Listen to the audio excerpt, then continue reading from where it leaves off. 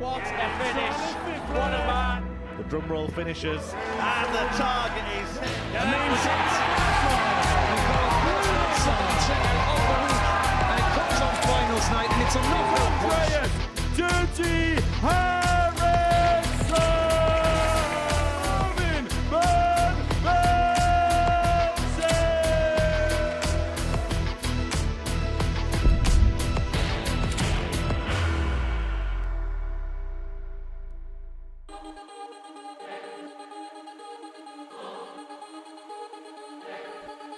To win the group,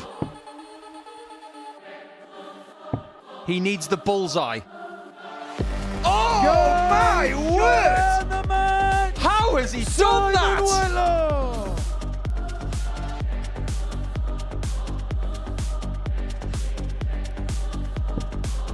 18's first. And the bullseye. Oh, and he hits it too. It's the bullseye challenge. Right place to put the second one would be North America. Hold on to your hats, everyone. Hold on. Big moments. Oh, Yeah, no! shot on a fifth. Sort of giving himself a little bit of momentum confidence, hasn't it?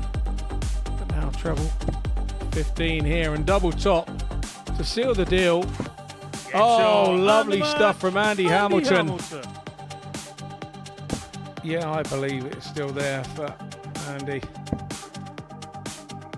What is this there? It is. Shot on the fourth leg.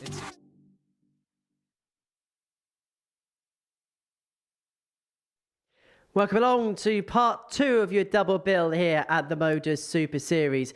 We're all set. Well, we're going to see who's going to master Group B tonight. We're going to see world champions in Martin Adams go toe-to-toe. We're going to see Graham Hall back for another bite at Group B, as well as Andy Hamilton too. We're going to be watching all of the action in the company of the asset, Paul Nicholson. First of all, looking at this group tonight, there's such a mix. You've got the experience of the likes of Martin Adams. You've got Graham Hall, who's doing great stuff in the presence, and Ashley Coleman, somebody who's looking to make the next step in their career. Yeah, there's a nice complexity to this. I think if you were Ashley Coleman, you'd be looking around thinking, this is what dreams are made of. You're up against Wolfie, you're up against Jamie Hughes, you got Andy Hamilton, you got Graham Hall. Everybody in this group has got more experience than me at pretty much every level of this sport. But maybe with the exception of Jamie Hughes, Ashley's got experience in this place, so he's going to have to use that. Early on this afternoon, Group C got underway, and it was Jensen Walker, the 18-year-old, who went top of the table. He won 4 out of 5 matches. We asked how he was going to react to the disappointments of Lakeside. Well, he reacted to them beautifully. I think that's the best he's played here. He was tested by his early opponents, but when he played against James Hubbard at the end of the schedule, he showed some real quality, averaging 100, putting Hubbard under so much pressure. And when it went to 2-2, James took out a ton-plus finish that was exceptional. And at that point, Jensen had to make a choice. Can I stand this? Will I fold or will I improve? And he improved. And I think he was a worthy winner at the end of the day, but the job was only half done. So, Jensen Walker in pole position. No pun intended at all there. This is how the tournament bracket breaks down. Simon Whitlock won Group A on Wednesday afternoon. Group C is what we're going to resume on Pluto TV tomorrow from 1 o'clock. And then Group B is what we're going to be watching tonight. Graham Hall and Andy Hamilton were the 2 players that dropped out of Group A. Jamie Hughes, Martin Adams and Ashley Coleman coming into the equation. Well, I suppose the big name is Jamie Hughes, making his debut on the Super Series stage. He dropped off the PDC Pro Tour at the end of 2024. He's a player that's spent quite a while now on the PDC Pro Tour circuit. It's going to be interesting to see how he deals with life at the Super Series, having just dropped off tour. I think it's always a serious question that we need to ask of someone. Where are they going next? Do they decide that this level is more for them, or is this just going to be a temporary landing platform for them to possibly spring back in 2026? When it comes to Jamie's progression throughout the year, it doesn't necessarily get judged this week. It will be judged over the course of the next 9 to 10 months. I don't know where his game is at. I don't really think he's played that poorly in the last 12 months. Maybe it's a case of His game has plateaued, whereas everybody else's has progressed. So he's got to find a way to get his confidence back, I feel. Well, he's had quite the extinguished career, hasn't he? Won that Euro Tour in Czechia in 2019. That was baking hot, wasn't it? That one. But some of the stuff he did on the BDO circuit, 2 World Championship semi-finals, runner-up in the World Masters, that's very relevant this weekend. But I want to talk about the second one down as well. Find a Masters champion. That was the unofficial 4th major in the BDO. That was such a tough tournament to win. Great players won that. You look at Danny Noppert, he won it as well. That's never spoken about. And let's face facts. Who references Jamie Hughes winning that tournament? No one. Nobody. So maybe we have a responsibility over the next 2 nights at least to give him the credit he deserves. And he won in Czech, mate. Anyway, let's have a look at the odds. That's the worst one I've ever done. Worst one I've ever done. This is the odds for Group B this evening. Graham Hall, 7-4 favourite. Is that perhaps not a surprise when you consider some of the form that he was in Group A and the fact that he probably should have won that group, really? I think the odds compilers are getting stubborn now because they've had him favourite for the week at the start of Monday. They had him favourite every day through Group A, but now they're pitching their tent against him again. I think it's the right thing to do because predominantly what we've seen from Graham is a really good level. But the one thing that we did notice with Scott Mitchell is that he had 1 bad game a day. If he does that over the next 2 nights, he's probably going to amass about 10 points, which will get him through. So I expect quality from Graham, and I think him being the favourite is about right. It is 18 plus. It is gambleaware.org if you're having a flutter on the Super Series this evening. Right, game 1 of our evening seeds. Andy Hamilton in action. He finished 3rd in Group A on Wednesday afternoon. He takes on Jamie Hughes, who's making his debut in this competition, dropping off the Pro Tour at the end of 2024. Let's see what 2025 is going to bring him here at the MODUS Super Series. Early on this evening, I had a chat with Yozza to see how he feels ahead of tonight's action. Jamie, welcome along to the MODUS Super Series. How much are you looking forward to this experience?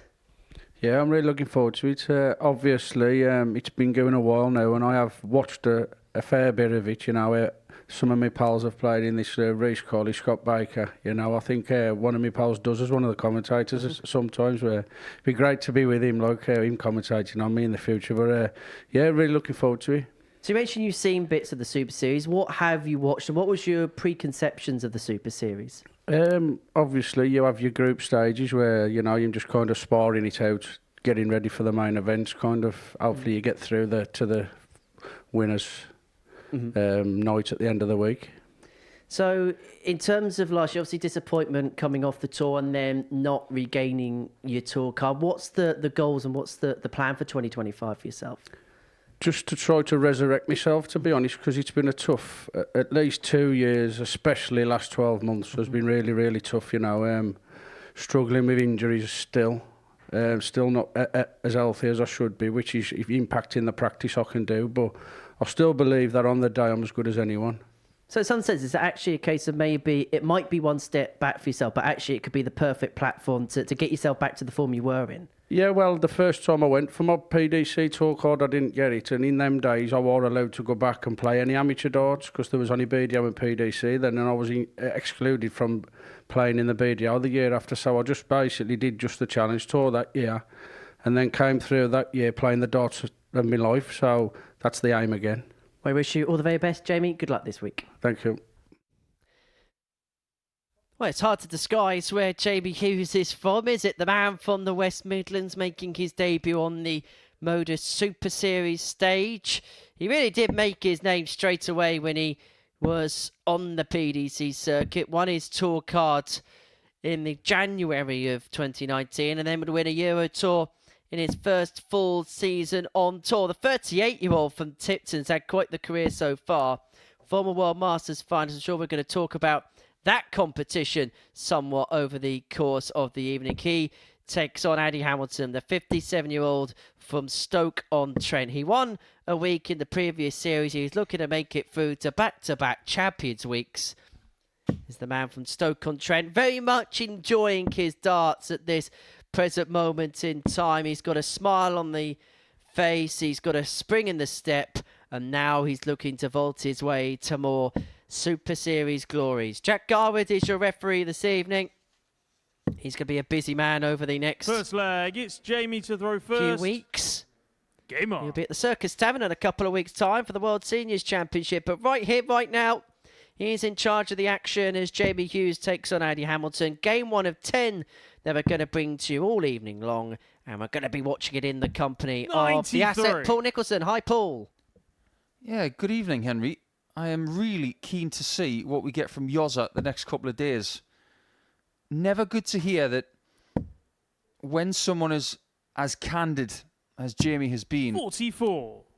that maybe he's not fully fit, not fully well, or maybe he's just saying that he believes he can feel better in body, in spirit, in mind, and physiologically. 37.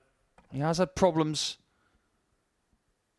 with certain parts of his body in the past, but I'm sure he knows how to get those rectified, because he's absolutely right. When he plays incredibly well, he is one of the best players in the world. 140. Jamie will be hoping to do what I'm going to call the Bradley Brooks. Come off tour, perhaps not too sure as to how things are going to go, and then play yourself back into things. And I think Bradley is a 58. fantastic example and a great big vindication of what the Super Series does, where he came off tour last year. He didn't quite know how things were going to go. His career was at a real crossroads. Struggled at the start, you may remember. But he picked up confidence by winning a week here. He did well on the ADC tour and then built himself up to be an absolute darting force of nature. He's going to be taking on Michael van Gerwen tomorrow night. And Jamie Hughes is the type of player, okay, the age is a little bit different in comparison to Bradley. But he's the type of player that could possibly take a step back this year and use it as a way to push himself forward a couple of steps in his career. So by token of that, you think 59. it's good for him to play Jamie, here this year 114. and ADC to find himself, find that new key to move forward and enjoy some success. Treble 18. Not quite. 60's blocked a little bit. He can go either side, but decides to stay central 50. because he was going for treble 12. Not And the first time we've seen that today on 118. 76. So Hamilton looking to get Jamie Hughes' number in the opening leg of the night. May not be the worst guy for the treble that. Just pitched over the top, and so Hughes will come back 58. for 64 to take Jamie the opening leg of the night. 64.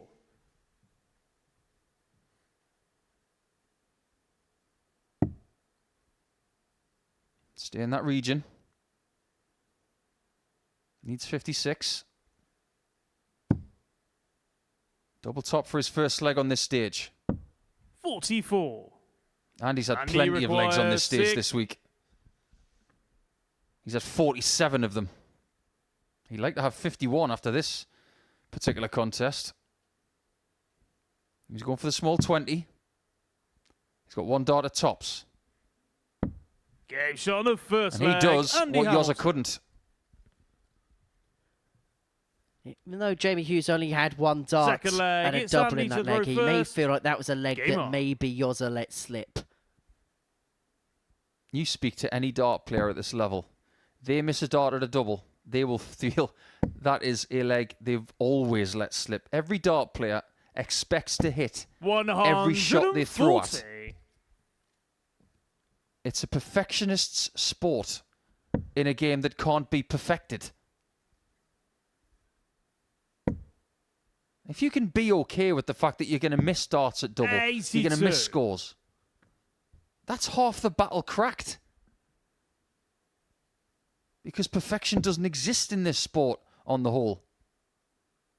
Do you know the difference between steel tip darts and soft tip darts? 85. And I'm going to give ultimate credit to Adrian Gray here, someone who has been to a weekly final here, losing out to Marvin van Velsen. He categorized it perfectly. He said steel tip darts 140. is about what you hit. Soft tip darts is about what you miss.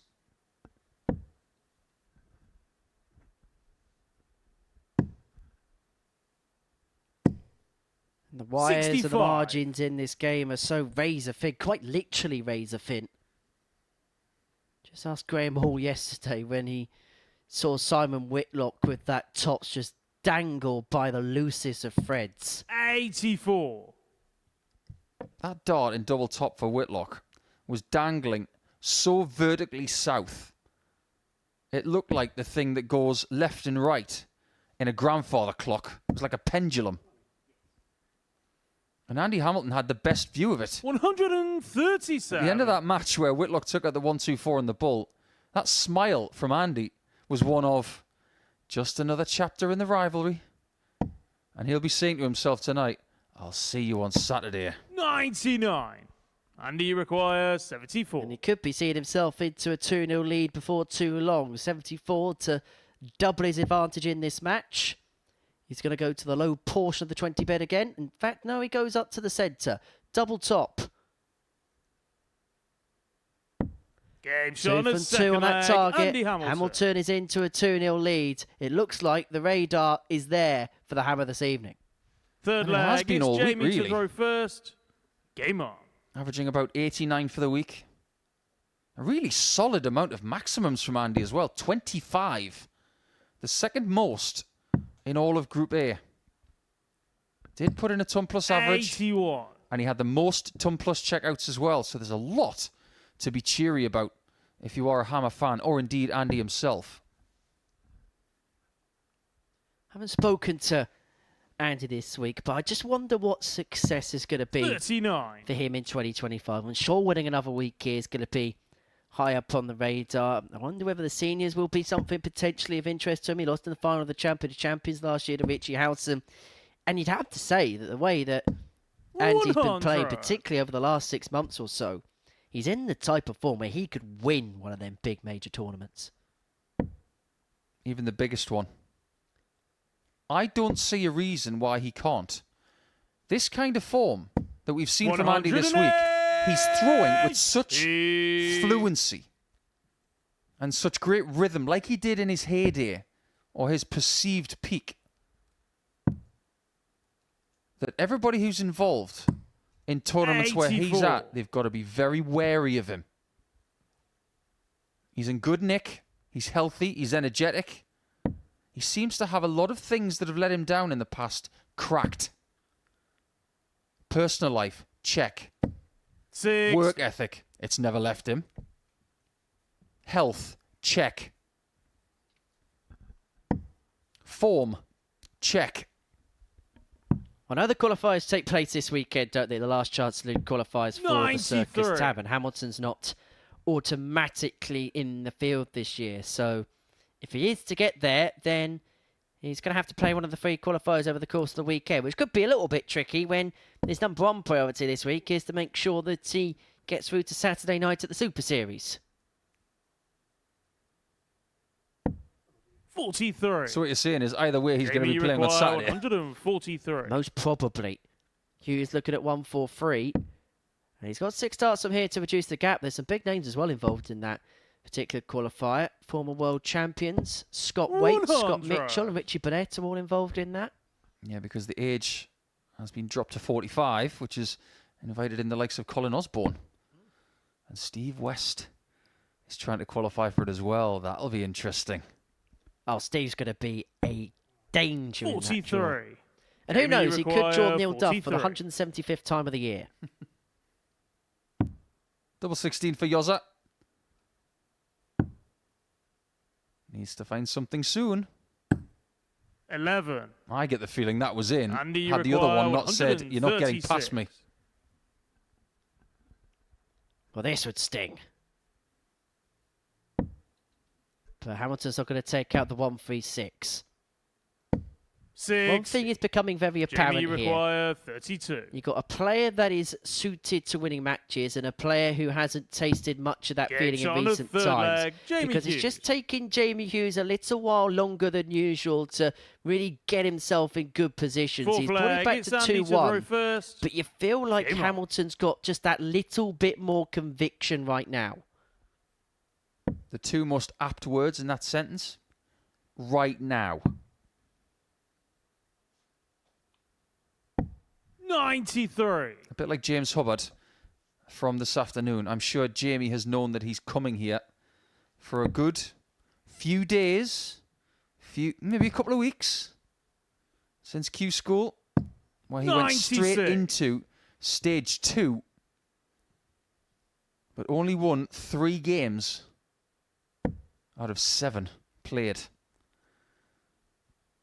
He was eliminated by Pilgrim on day 3 of stage 2. 77. And Andrew Cass as well on the final day, meaning he only won 3 games. That's not enough points. So coming here, soon after that, getting straight back on the horse. 99. That can be perceived as too quick. But in a lot of other people's eyes, it's the right thing to do to just get back on it straight away and see where you're at. There's a lot of people that we will say this word for. Graham Hall's going to be one coming up next against Martin Adams. 134. Rebuild. That is exactly where Jamie Hughes is at this present moment in time. And a bit like Hubbard from this afternoon again. Look at the technique. 96. It is not about technique with Jamie Hughes. He has got one of the best follow-through aspects of a dart throw that's ever seen a dart. Look how pretty it is when he throws next.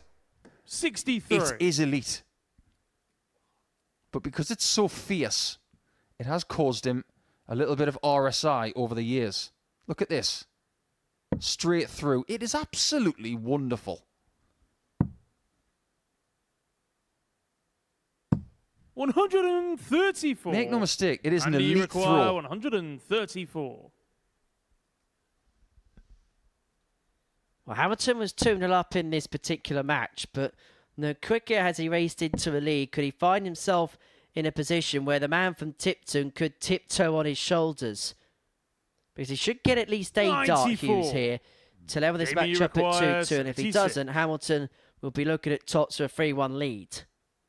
He's going to get 2 at double 8. Game shot. No of mistake. fourth That's a leg. 14 Jamie darter. Hughes. And from 2-0 down, Jamie Hughes is back level at 2-2. Fifth leg. It's Jamie to throw first. Game on. I've just been looking at the averages that Jamie registered at Q School. 92.03 was his best one. And that was in a defeat. 100. He's been surrounded by the best players on the planet for the best part of 6 or 7 years. And that's not including his days in the BDO. He knows the standard that's needed. He knows that more is needed 85. than that on a regular basis if he wants to be exactly where he has been before. But the right place to figure that out is where he is right now. Well, let's have a look at both players' 57. sides on. Jamie, we've just seen there. Andy, well, the action hasn't really changed, has it? Over the last, 15, 20 years, we've seen him on the big stages. Look at that full extension of the right arm. It's a push through the air. 140. Whereas Hughes, this is a throw. It's a catapult. Look at that extension of the hand. You could take a photo of that and put it on your mantelpiece. 54.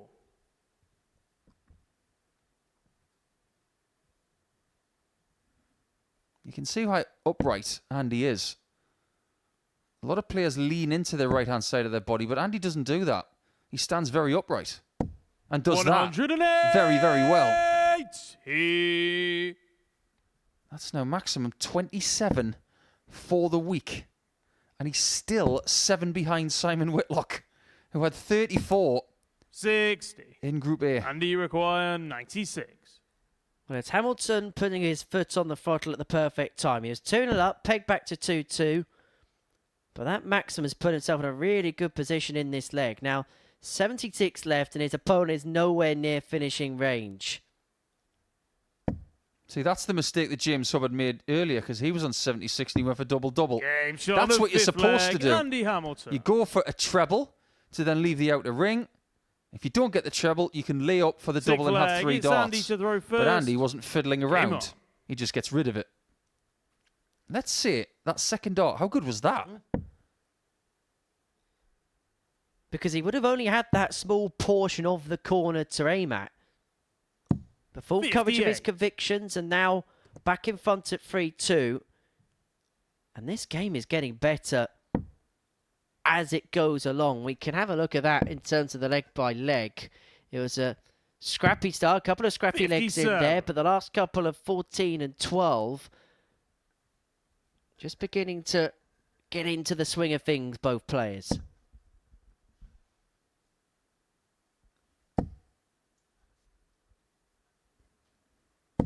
$140.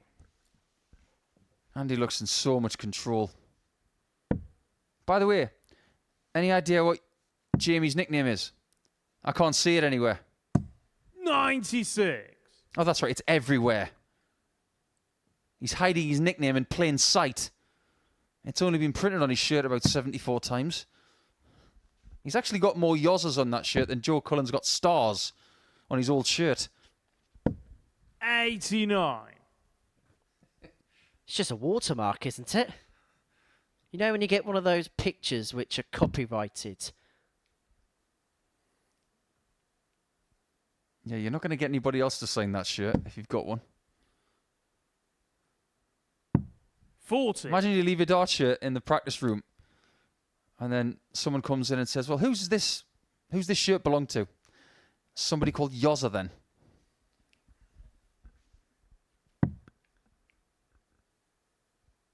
Well, Jamie Hughes has had his moments in this match, 134. but Andy Hamilton has just had that little bit more consistency, that little bit more nous when it's mattered. 3 from 3 on his doubles, average in excess of 93.5, and now he has an opportunity to see this game through once 98. and for all. Should And get you require a match start 80. at this turn. It doesn't have to be at this turn because Hughes isn't on a finish. That's why he's going to go 16s. Needs 5 of them. Game And shot. he gets And in the 2 match, darts, and Andy Hamilton gets his Group B campaign up and running with a win. 4 from 4 on the doubles, an average of in excess of 94. What a start for the Hammer, who is looking for back-to-back weekly titles here. He beats the debut boy, Jamie Hughes, by 4 legs to 2. Coming up after the break, it's Martin Adams up against Graham Hall.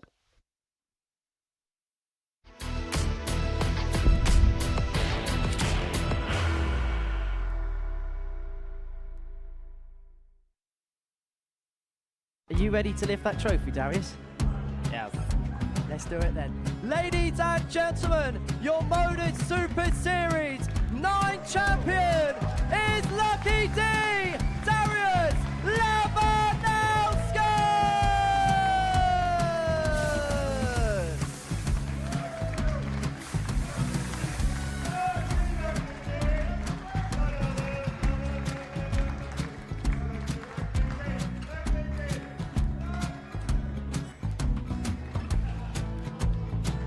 Well, what a wonderful night of darts we have seen, and we are ready. Our champion is ready, and it's trophy time. So receive the trophy. £25,000. The new MODUS Super Series champion, the Terminator, Marvin Van Velzen.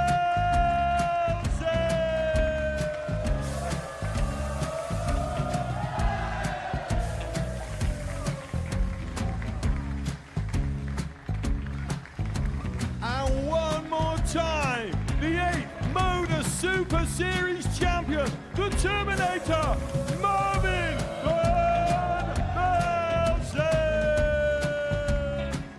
And the new MODUS Super Series champion is Andreas Dirty Harrison.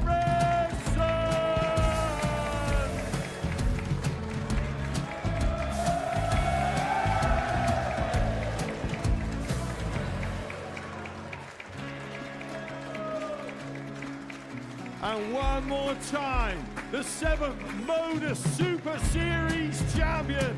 Give it up for Andreas Dirty Harrison! The moment we've all been waiting for. Would you please show your appreciation for your Series 6 MODUS Super Series champion, Scott Taylor.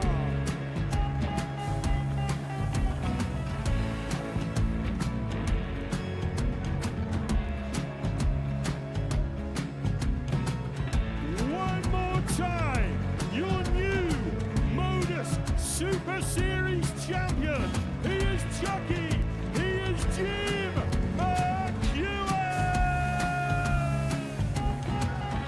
Ladies and gentlemen, your MODUS Super Series champion, retaining his title, the Nuke, Luke Littler!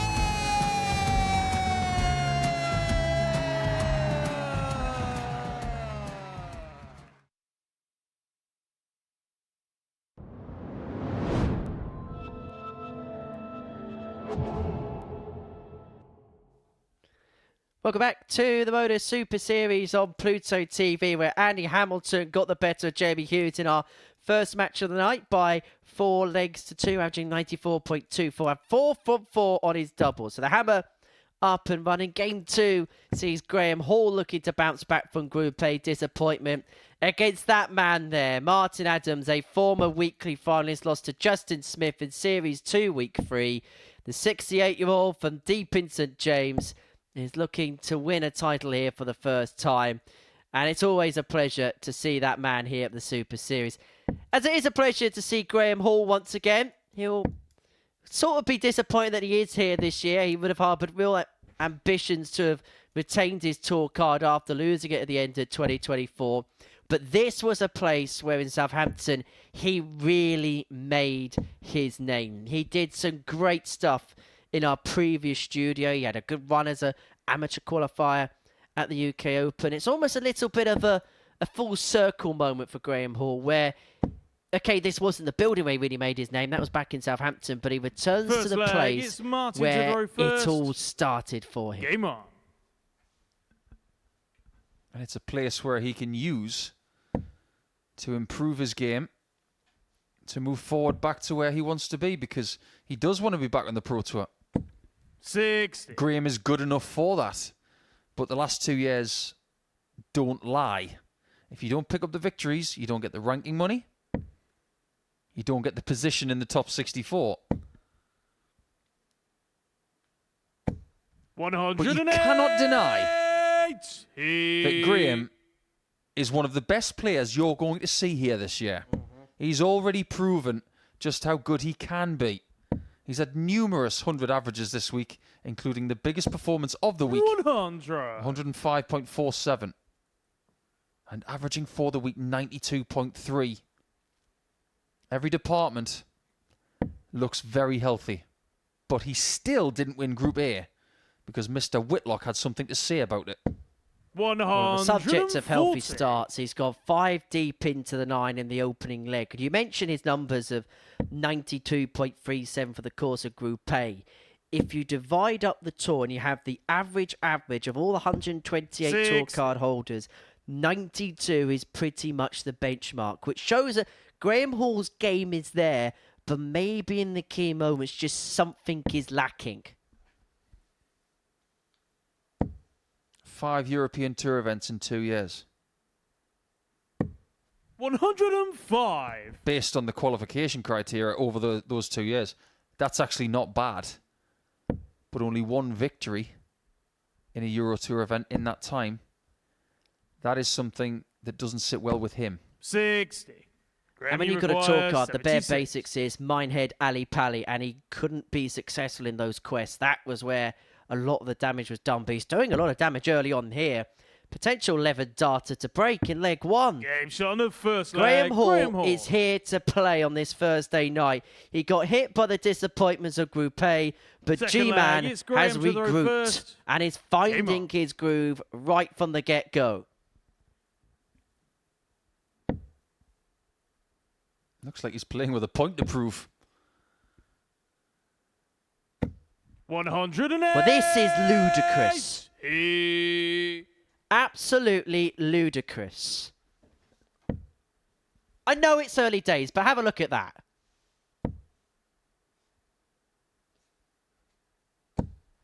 Martin's probably thinking, what have I done to you? When somebody does this against you, it's a compliment. Because they've obviously prepared very well for this first game. And every time Martin looks up, treble 20s are being smashed. 100. Incredibly, if Graham Hall hit a 140 with that turn, his average would have gone down. That's how well he started. In this game, in terms of the scoring department, he has had a treble at every single scoring visit he has had in this match. 2 ton pluses, 1 140 plus, and 2 180s so far.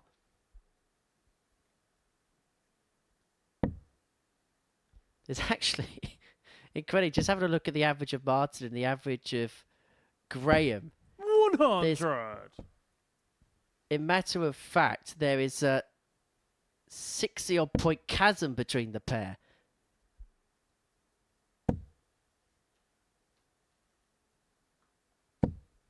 So Hall, Graham, having had an 11 darter in the first leg, doesn't need to entertain the bullseye here if he misses the treble with dart 1, but he could back up an 11 with a 12 here.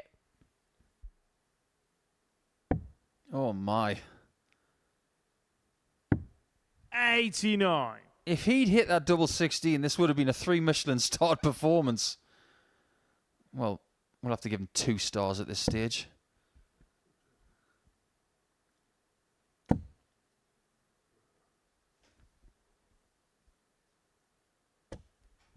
Oh my! There goes that flight. Graham, you require That pierced 32. right through the middle of it as well. Yeah, that made a noise that you don't hear very often on a dartboard. That was a slice.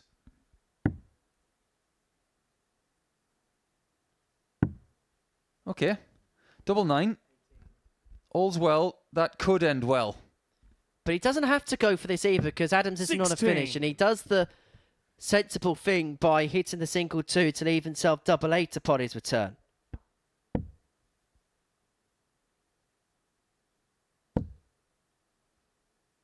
Yeah, I couldn't agree more. A lot of people would have been tempted to go for 95. double 9, including Graham, you yours require truly. 16. But doing the right thing, he has. And it looks even better now that Martin's left a bogey number. But it also tells you another thing. He is completely in tune. Completely in focus. Because in the position that Graham Hall's in, he could have so easily have just said, I'll tell you what, I'm playing well, I'm averaging well, I'm just going to hit the double 9 anyway. But there's only one thing on his mind because of what happened yesterday, and that is just pick the W's up. Performances, numbers, they take care of themselves. 86. Graham, you require 8. He has had some troubles on the double yesterday. But on Monday and Tuesday, he was over 45%. Game shot on the second leg. Graham Hall. That could have been a 12 darter. It turns out to be a 19 darter, but he doesn't care. He's 2-0 up. Third leg. It's Martin to throw first. Game on.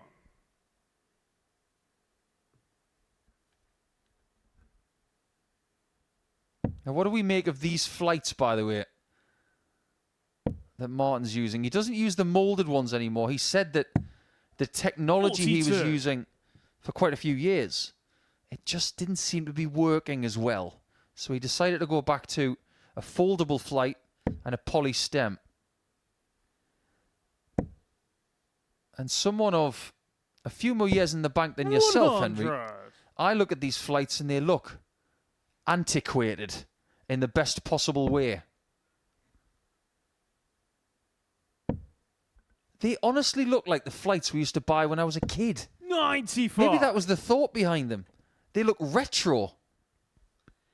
Well, if you like retro flights, wait till you see Ashley Coleman in a couple of moments' time. We won't digress any further. We'll wait to give you that prognosis. Well, if he's using the flights that he was in practice earlier on tonight, 100. I didn't even know they sold those anymore. They might even be an antique themselves. These were the flights that Martin used his 25th anniversary appearance at the Lakeside when he played Mark McGeaney.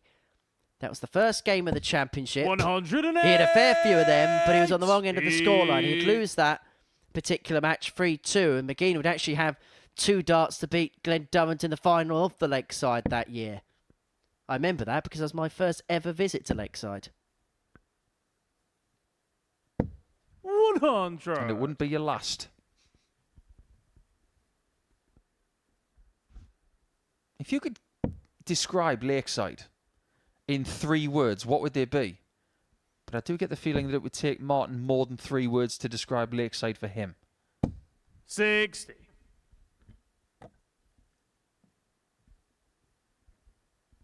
It's difficult, isn't it? Historic.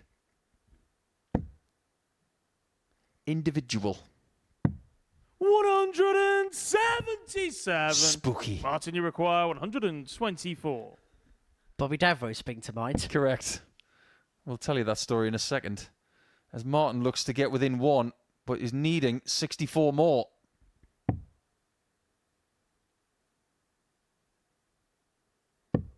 $99. Doesn't quite get it, and Hall Graham, is you sitting require 24. on a number double the amount of darts he's used already.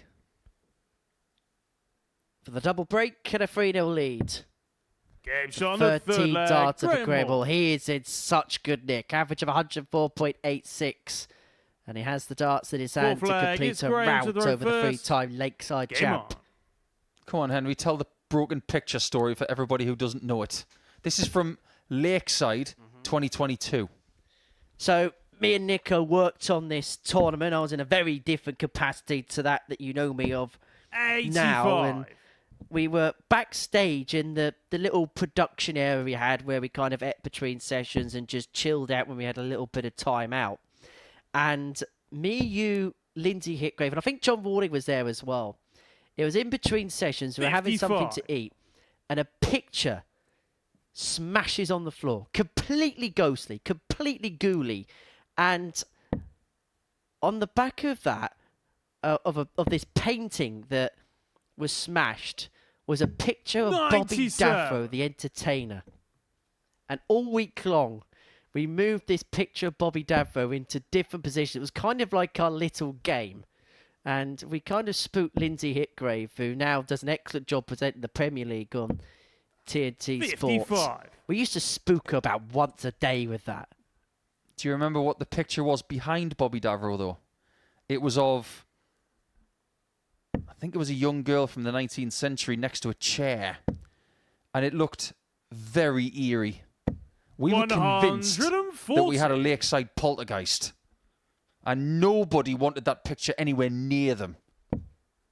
And what scared Lindsay even more was, in the advert break, the Lakeside DJ only had 3 tracks.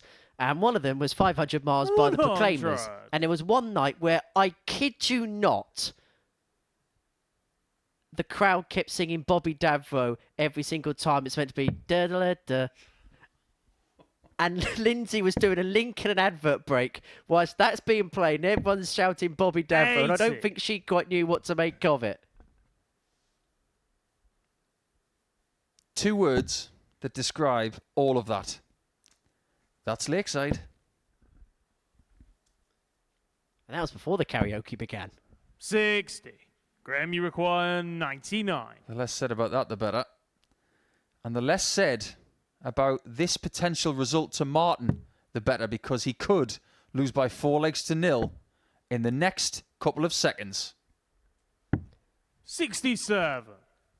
But the one thing he has got, Graham Hall, is time on his side and plenty of it.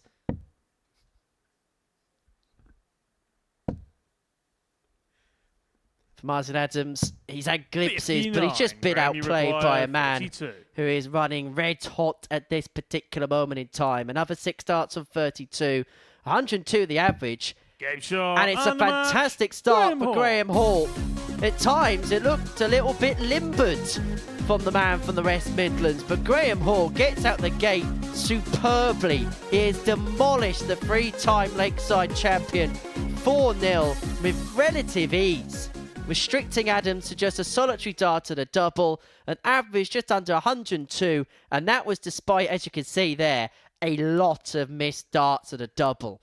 So Graham Hall gets his campaign up and running with a 4-0 win. Andy Hamilton, the other player out of Group A, is 1-2. Coming up after the break is Ashley Coleman up against Jamie Hughes.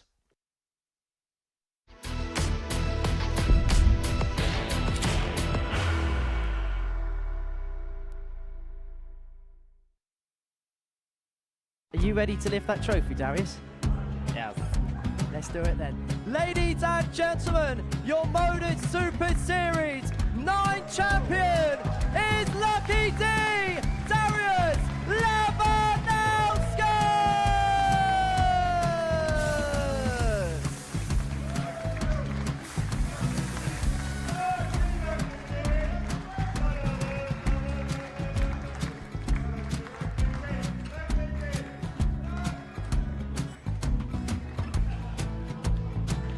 Well, what a wonderful night of darts we have seen, and we are ready. Our champion is ready, and it's trophy time. So receive the trophy. £25,000.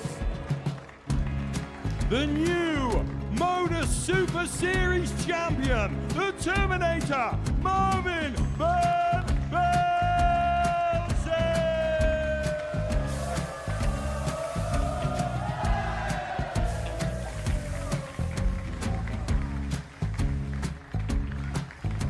And one more time, the 8th MODUS Super Series champion, the Terminator, Marvin Van Velzen. And the new MODUS Super Series champion is Andreas Dirty Harrison.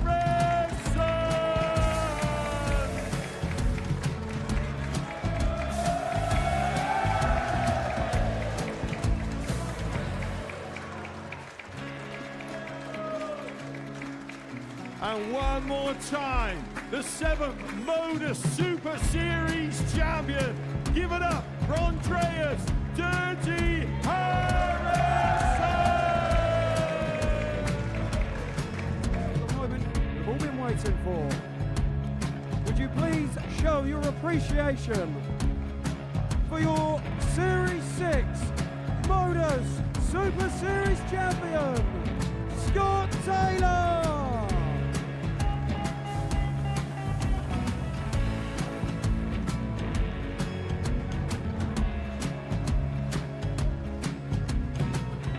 One more time, your new MODUS Super Series champion.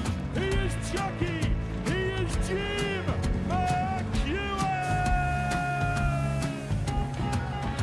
Ladies and gentlemen, your MODUS Super Series champion, retaining his title, the Nuke, Luke Lidlow!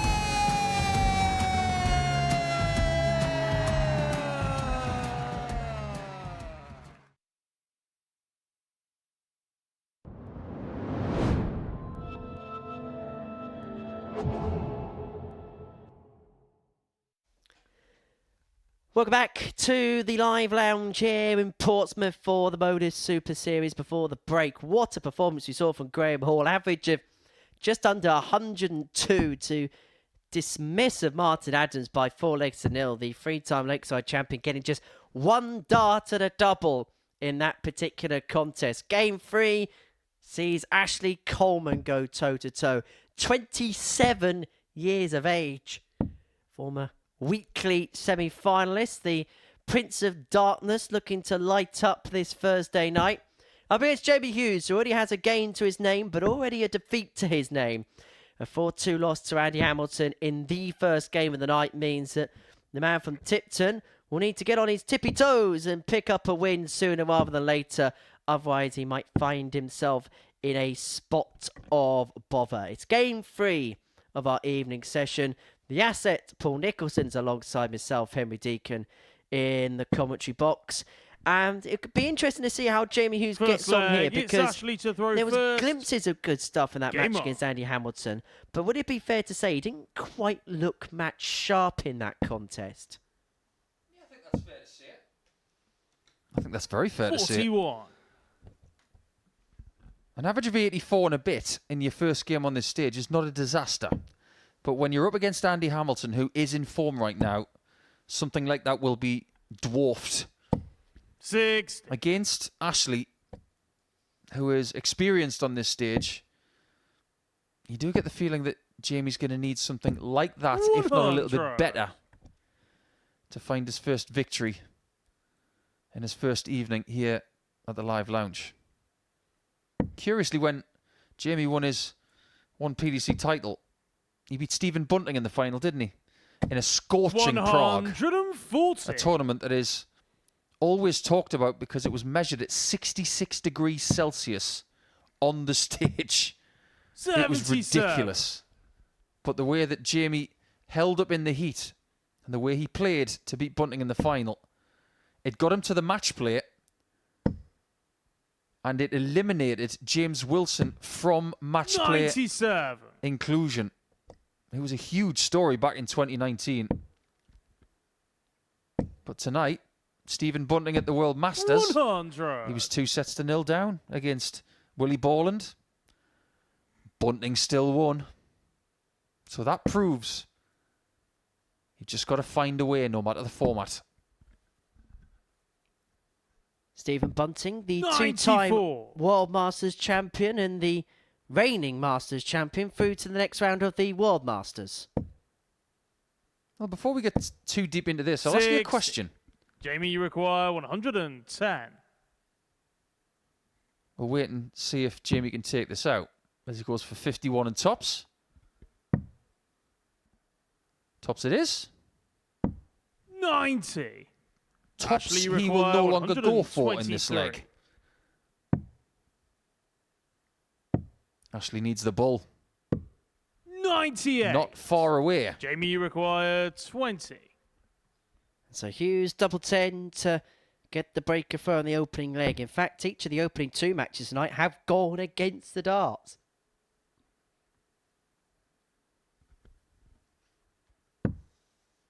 Well, the trend may not continue here. No score. Ashley Coleman's missed a dart at the ball Ashley to win leg 1. He requires should get 2 25. more to double a choice. And that double a choice is double 4. Game And it's shot a of double first that's leg. found. It Ashley wasn't a Coleman. convincing first leg from either player, but it's Coleman that takes it. Second leg, it's Jamie to throw first. Game on. You know this whole thing with the World Masters? And that is a tournament that Jamie Hughes has actually taken part in and made the final, where he lost out to the great 140. Martin Phillips. There's been a lot made of the branding of the World 100. Masters in the last few weeks. Does it really matter? Isn't it just great that the World Masters is a thing? A ranked event with the right sponsor to give it a little bit of history. 97. But when you mentioned Stephen Bunting, it got me thinking. Not 57. How many people could possibly win the World Masters in the BDO, the PDC Masters, and then the PDC World Masters? Because Michael van Gerwen 57. has won the previous 2, has a chance to win this one. Stephen Bunting could as well. I wonder if there's anybody else. 108. He.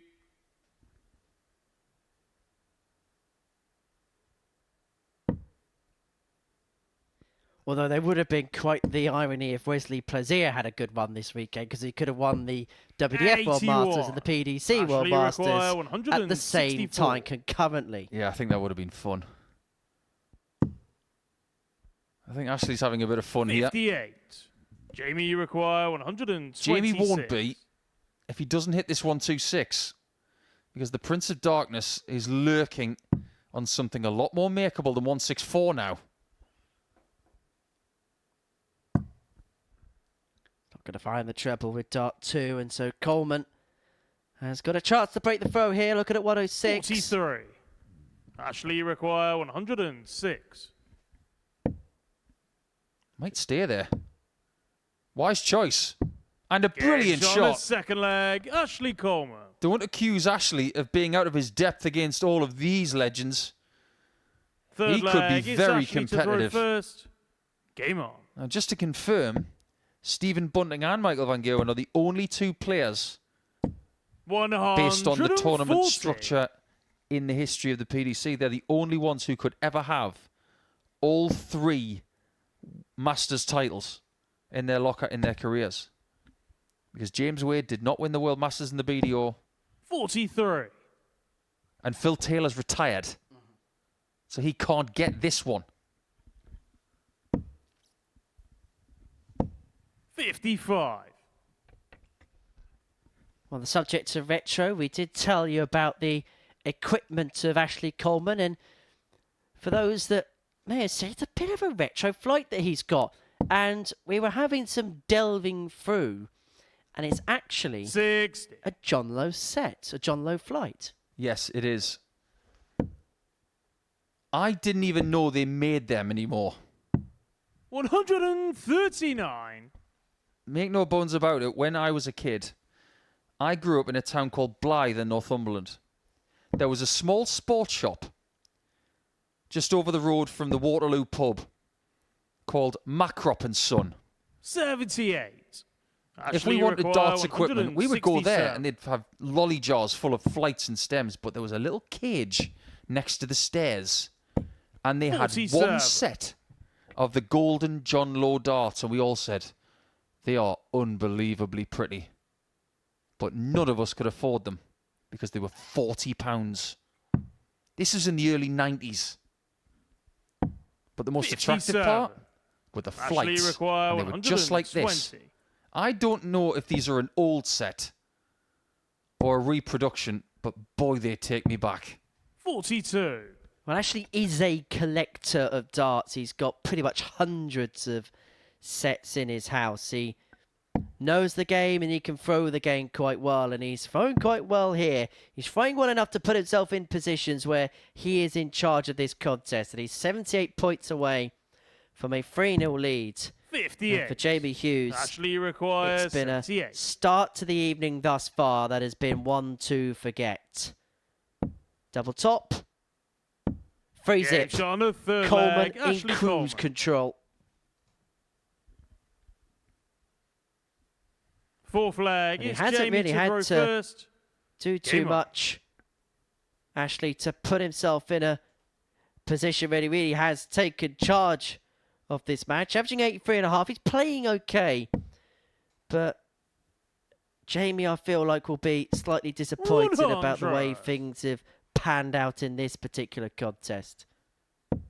Based on what we've seen on the outer ring, I wouldn't call him Coleman. I'd call him Cool Man. 45.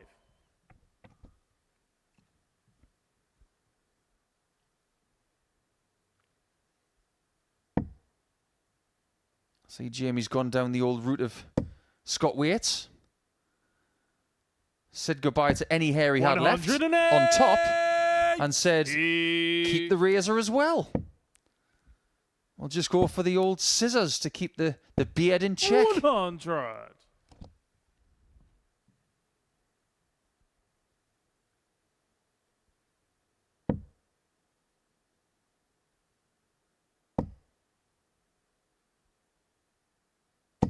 One thing that hasn't changed with Hughes 85. is that equipment.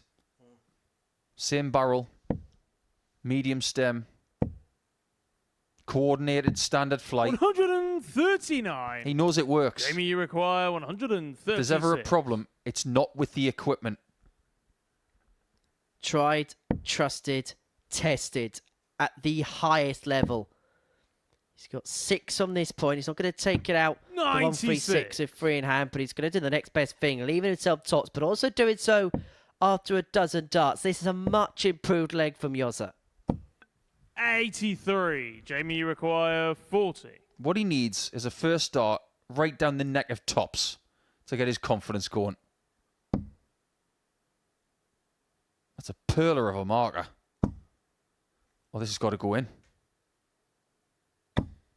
No score. I'm amazed it didn't. Ashley, you require 134. It was actually harder to put it there than it was in the double. He's not going to be punished this time by Coleman, but he is now hot on the 94. heels of Hughes. Tops Jamie, you to require bring it back 40. to 3-1 and to give himself something on the board in this contest. Don't miss again.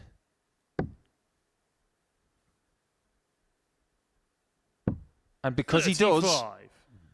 Ashley, Coleman you require 40. should now win. Tots a 4-0 success and shot Tots a and the match, comprehensive Ashley victory. Ashley Coleman gets his campaign up and running with a 4-0 success against Jamie Hughes, who's now 2 defeats from 2, just 3 games in to the evening session. He missed 9 darts and a double in that match, whilst for Ashley Coleman, the perfect start to the evening. A 4-0 success, averages under 86, 4 from 6 on his doubles. There's a lot to work with there. Coming up after the break, Andy Hamilton takes on Martin Adams.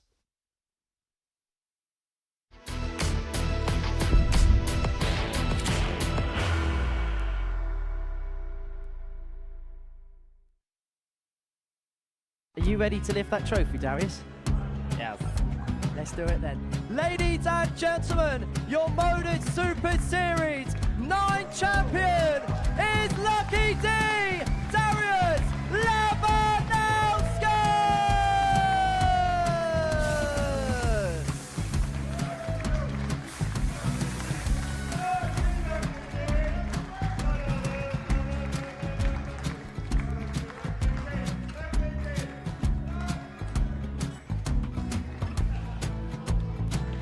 Well, what a wonderful night of darts we have seen, and we are ready. Our champion is ready, and it's trophy time. So receive the trophy. £25,000. The new MODUS Super Series champion, the Terminator, Marvin Van Velzen.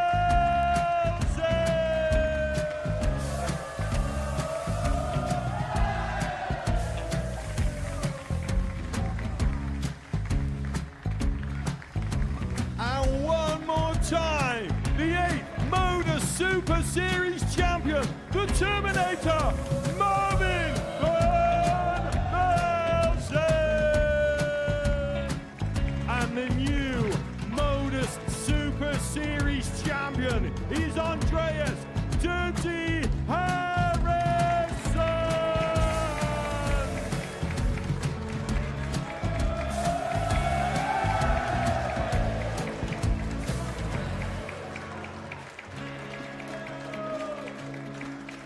And one more time, the 7th MODUS Super Series champion. Give it up for Andreas Dirty Harrison. The moment we've all been waiting for. Would you please show your appreciation for your Series 6 MODUS Super Series champion, Scott Taylor?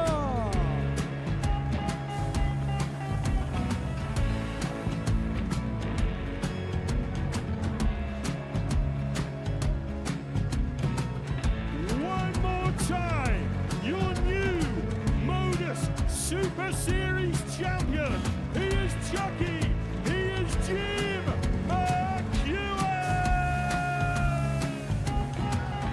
Ladies and gentlemen, your MODUS Super Series champion, retaining his title, the Nuke, Luke Littler!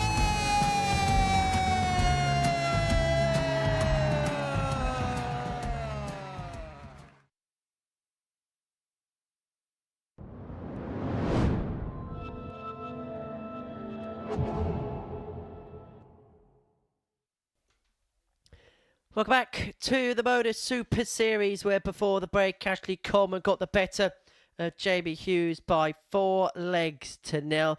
That completed the third match of the evening session. Game 4 sees 2 legends go head to head as Martin Adams takes on Andy Hamilton.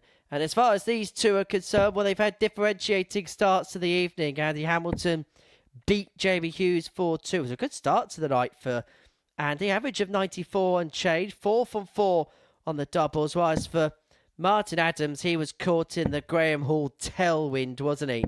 Hall averaging 102 against him. Only had 1 dart and a double. Lost by 4 legs to 0 in that match. But for Wolfie, he knows if he's going to harbour ambitions of having a really good week here at the Live Lounge, First leg. things are going to have to get started quickly. Game on. But you may also look at this. As things stand, it looks like Andy Hamilton and Graham Hall are the two that are really making the running right now. He can get them out the way with in his first 2 matches of tonight. And if he can pick up some points against the Hammer, think about the opportunities that could give him going forward tonight. I think what we've seen so far is who's sharp and who isn't. We spoke this afternoon. We said we thought that Hughes, Hamilton and Hall would possibly be the 3 to make it through. We both agreed on that. But after 3 games, it's early stages, of course, but Coleman, Hall and Hamilton 64. look a lot sharper than the other 2. And there is a real problem and a real issue that there could potentially be a massive chasm between the top 3 and the bottom 2 in this group if they're not careful. 42.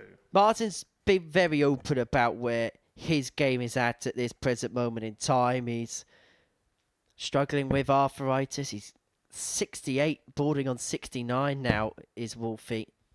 And he's the first to admit that there's some days where when it goes beautifully. He's still playing some excellent stuff, but he'll also be first to admit that there's days where perhaps the shoulder and perhaps the body doesn't play ball, and when that happens, he's basically nothing more than a sitting duck in the scenario. 31. With a nickname like the Hammer, I can't imagine Andy's going to feel any sympathy. He's got a job to do. That's to keep winning and to make Saturday night. 120. You don't often see Andy Hamilton getting a Robin Hood. It's the wrong part of the Midlands. He's more to the west. Robin was more to the east.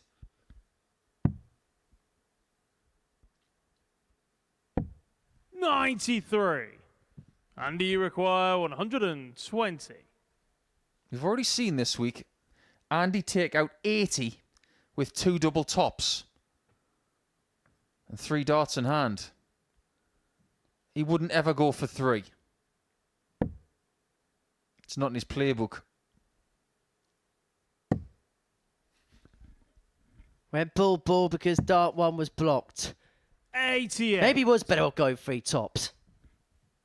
That's worked out really well in the end.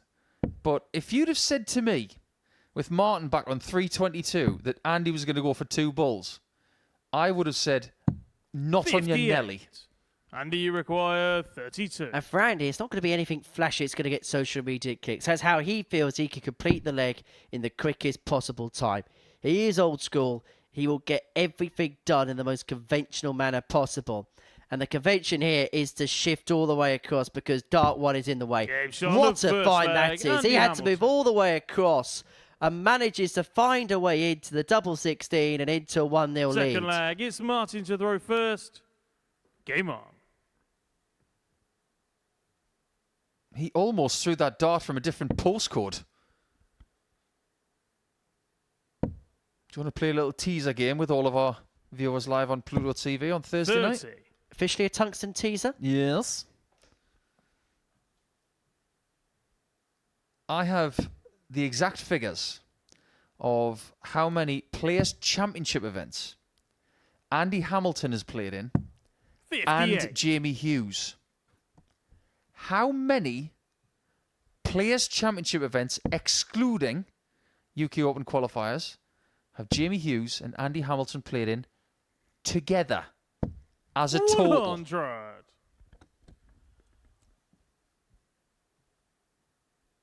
The only clue I'm going to give you is that Andy's played in roughly double the amount of Jamie.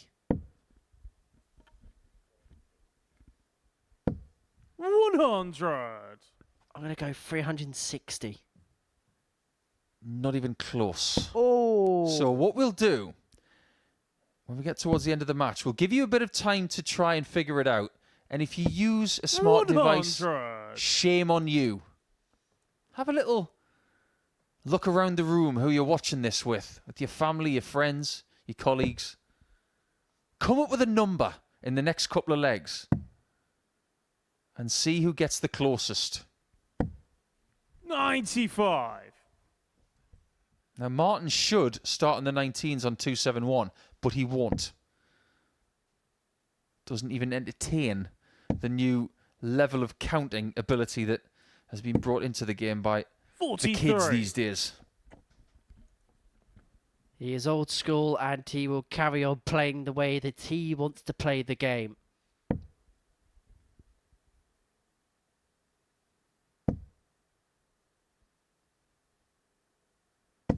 $108. At which point do we start taking Andy Hamilton seriously in the maximum department? This is starting to get very, very promising. By the looks of it, he's going to be on more than 3180s very soon. 68. That's for the week. Well, this is looking like a very fruitful night for him already. Double 4. Down for double 2. 64. Has got time on his side. For Martin, it hasn't quite clicked so far. And we're talking about not clicking in this game or the last one just yet. 60. And you require He's had that 4. 60 surrounded multiple times. Madhouse for Andy. No score. This is a Martin, bonus you chance for require Martin to get his first leg of the night. 127.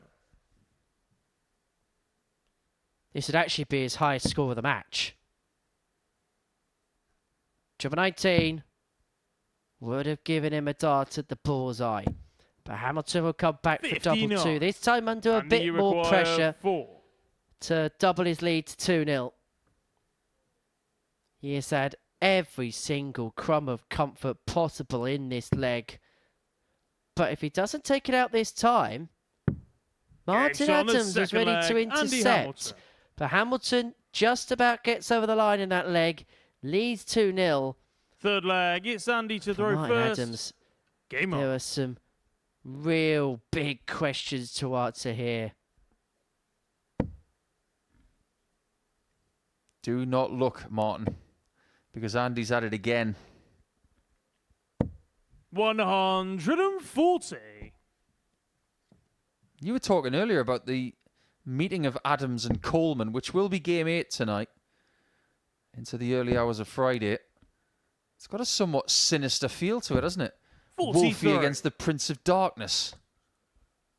As we go past the midnight mark, I wonder if Wolfie's going to be howling.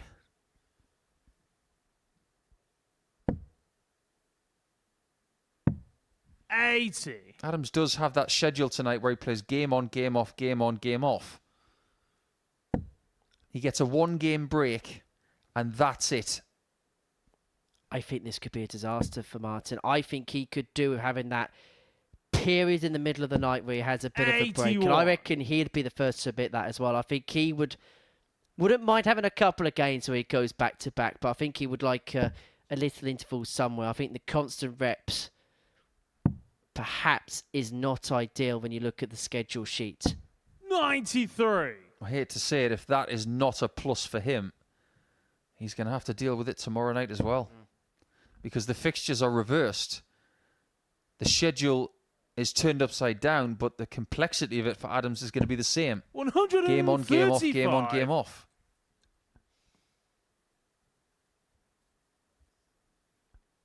Hamilton 6 starts away from a 3-0 lead in this match. And you've got to give credit to Andy where credit's due. His opponent is visibly struggling, but he is doing his side of the bargain and he is doing it quite well. His next maximum, because there will be another one, whether it's in this game or the next, that will be his 30th of the week. 100. And you require 8. Doesn't want to find himself on double 2 again. He's glad he's still on 8. Game shot on the third There wasn't leg, a marker. Andy Hamilton. But that was a wonderful 14-dart leg. 3-0 lead. And typically steady. Fourth leg, And he's at it's that level, Martin to Henry, throw where first. he's been all week Game long. on. 88 and change.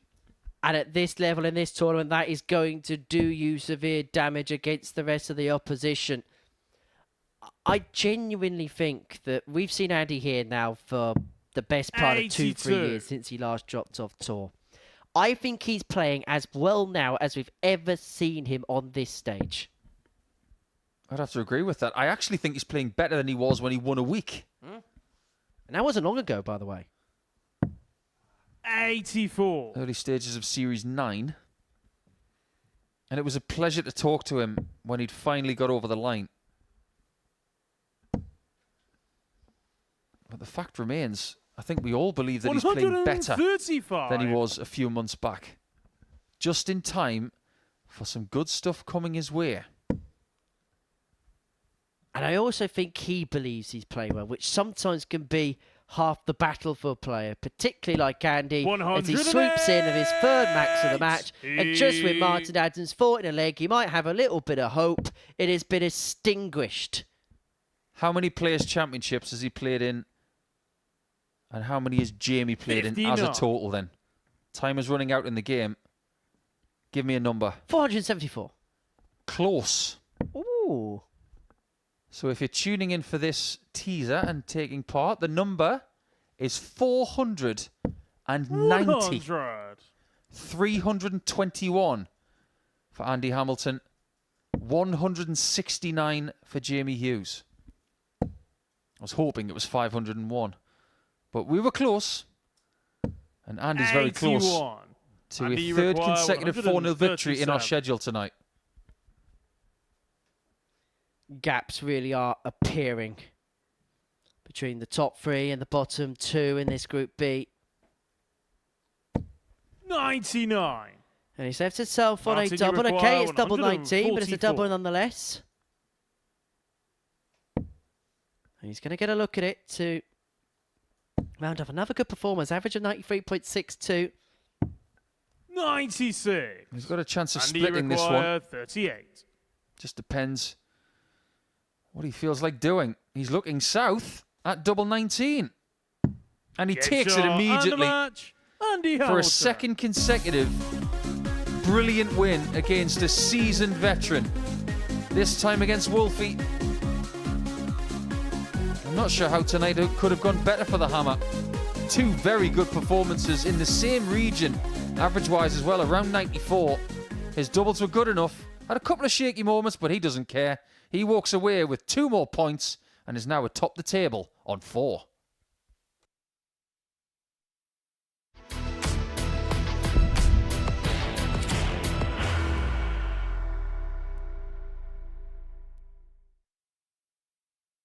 Are you ready to lift that trophy, Darius?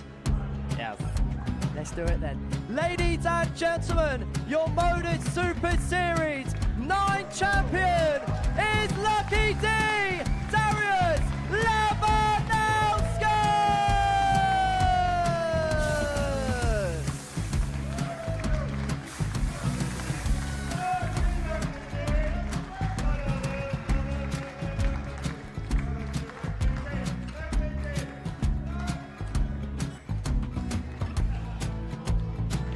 Well, what a wonderful night of darts we have seen, and we are ready.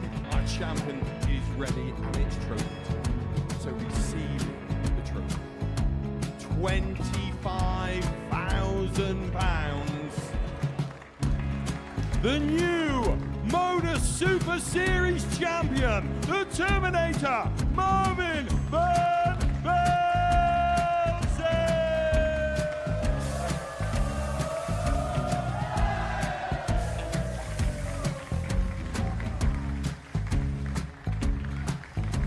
And one more time, the 8th MODUS Super Series champion, the Terminator, Marvin Van Velzen.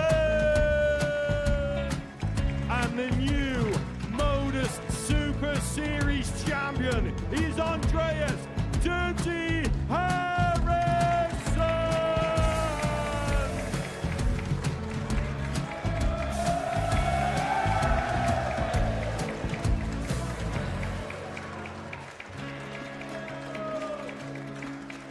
And one more time, the 7th MODUS Super Series champion. Give it up for Andreas Dirty Harrison! The moment we've all been waiting for. Would you please show your appreciation for your Series 6 MODUS Super Series champion, Scott Taylor!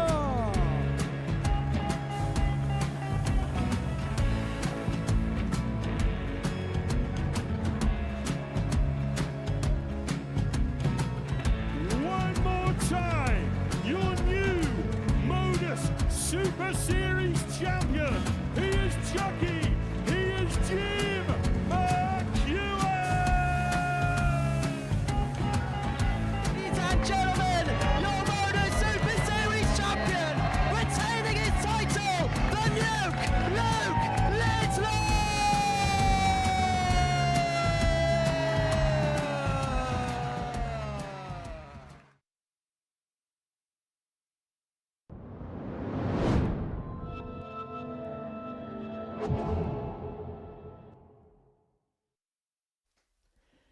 Welcome back to the MODUS Super Series, where we are 4 games down. 3 of them have gone by a 4-0 scoreline.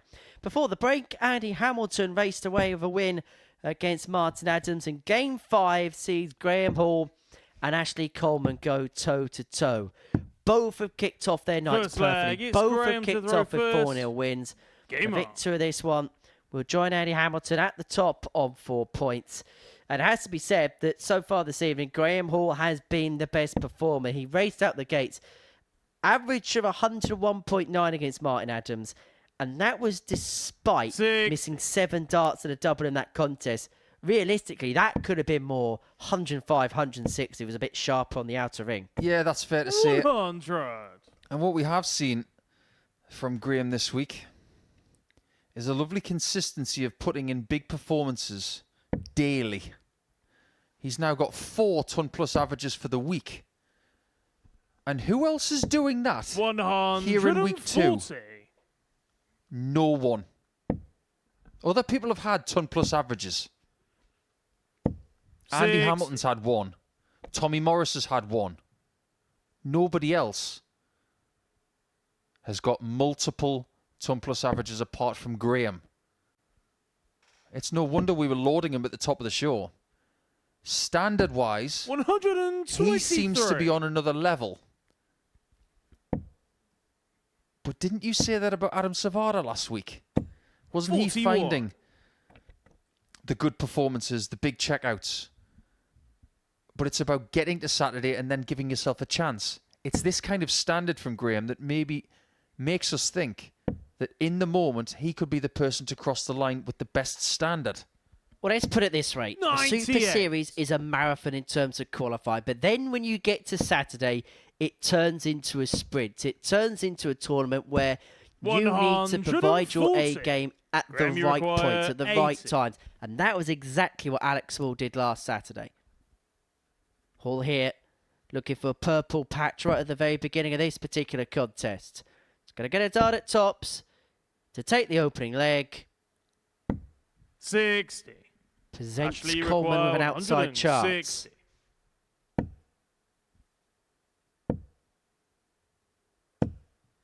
160. $40. Graham, you require 20.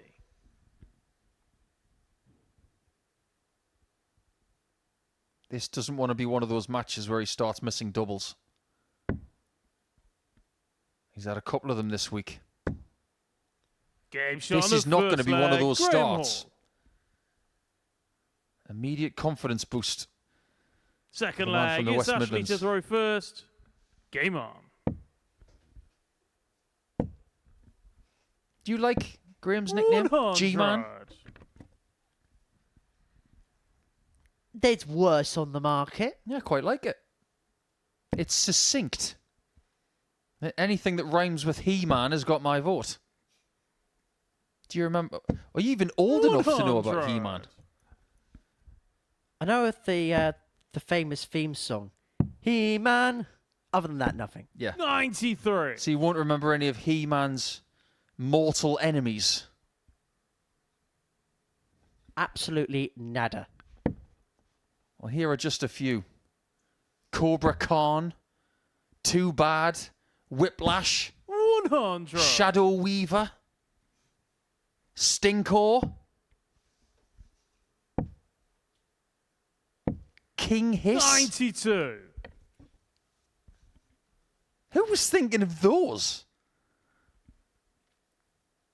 You wouldn't think of baddies for SpongeBob SquarePants with names like that, would you? Wasn't Skeletor one as well? He was the biggest one. Wasn't he one on the 96. TV advert? Was it compare the something of another? I can't say it live on air. Compare the something of another. Was it he who's one of the characters on Yeah, I that? think so. 43. I think one of the most amusing pages on the internet I've ever read was Grumpy Skeletor. It's a rather good read. But I think if G-Man was going to have a walk-on, if it was a parody of the He-Man 135. theme tune, it would be rather amusing. But if you look at Graham right now, he is not in the mood to 127. joke around or laugh. Grammy requires Because right now he's 70. in business mode. At the minute, G-Man is the man. Hasn't dropped a leg so far this evening. This could be 6 in a row. But it's going to have to be 19 bull from this point onwards. It's not even that. This is a bit of a disaster of a visit for him. 14. And Coleman here has an Ashley opportunity require to level this 46. match up at 1 apiece. And he makes no Game shot on the mistake on second tops. He's leg, been good on Ashley that Coleman. target tonight. He's been good on his doubles all told. 4 from 6 in his first match, and he's level at 1-1 here. Third leg. It's Graham to throw first. Game on.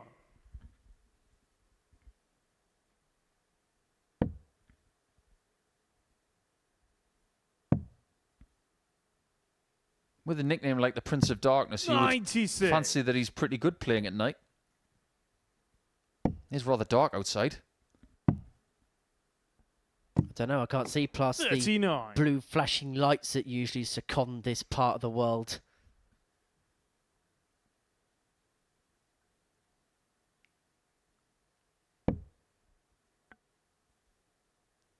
That's another thing about the discipline of this place.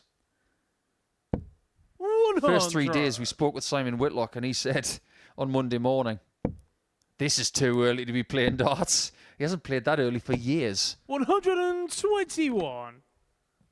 You've got to be able to play early if you play Group A. You've got to be okay with the middle of the day in Group C. But when it comes to final Saturday and Group B, you've got to be able to play late. And 98. in this group, we're talking really late. It's pretty much the only tournament in World Darts that goes this 41. late.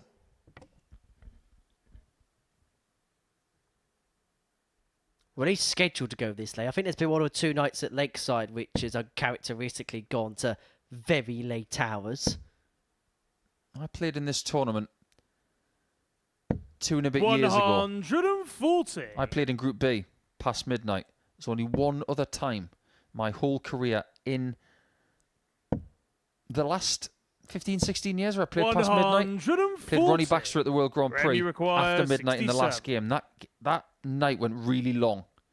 It doesn't happen at all these days apart from the MODUS Super Series. So you've got to be ready for it.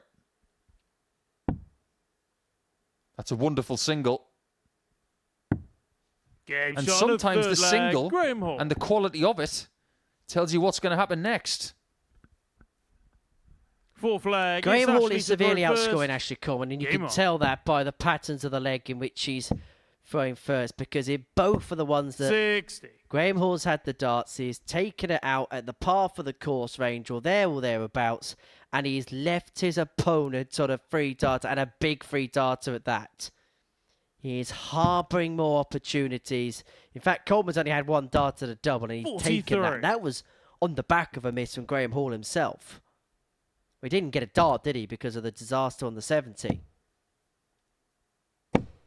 65. Now here's a bit of a teaser for you. I don't actually know the answer to this. But is Ashley Coleman using his own signature dart? I know he's got a contract with a manufacturer. but I don't know if these are his signature darts. 108. Because to me, these look like Sigmas. 57. A dart that was created quite a few years ago by that manufacturer in this shape with that grip pattern. I'm trying to figure out if these are just part of his collection or whether these are the ones he uses all the time. I've seen him use other darts than this. Everything about this setup just screams of John Lowe. Everything about it, even the barrel, 40. as you mentioned, the Graham, you Sigma require setup. 138. But from one legend to another, the 138, Luke Humphries checkout.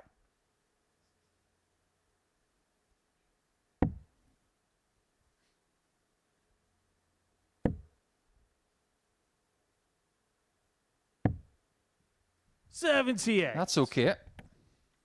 The only downside of a 60 checkout is that you have to have a dart in the way of tops. Unless you throw the flatty. 41. Graham, you require 60.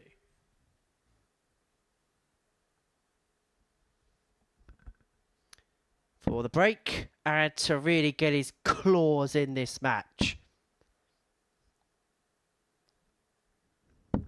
Game shot on the full Nobody flag. can Graham escape Hall. the claw. Nobody seemingly escaping Graham Hall at this moment in time. Back-to-back flag, it's 15 Graham to the darters. It's 3-1 reverse. to the good. I've actually had some intel, Nico, from our Jake, who is part of our social media team. And basically, they are Sigmas. 41. He wanted to go back to a gilding-like model, he tells me. And so that is why he's gone with the setup that he's 41. gone with. That makes sense. They are a similar shape to a gilding dart. Not as golden, of course. But the grip pattern towards the top of the barrel with 140. the tapering towards the point. Those type of darts were actually created 40. by someone who works in ballistics. They went through loads of testing to try and figure out the most ballistically perfect shape. And they came up with these. Fascinating read when being told about them. 100. I've got some literature about them somewhere.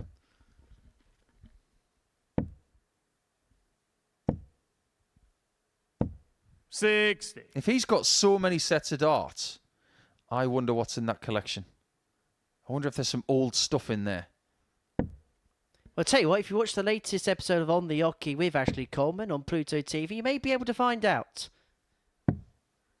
Part of our 68. 24 hours a day service here on Pluto TV, where it is non-stop darts. I bet you I've got a set that he hasn't got. 58. I might bring them in next Graham, week. you require 152. If it's one of yours, it doesn't count. Oh no. They're from before I was born.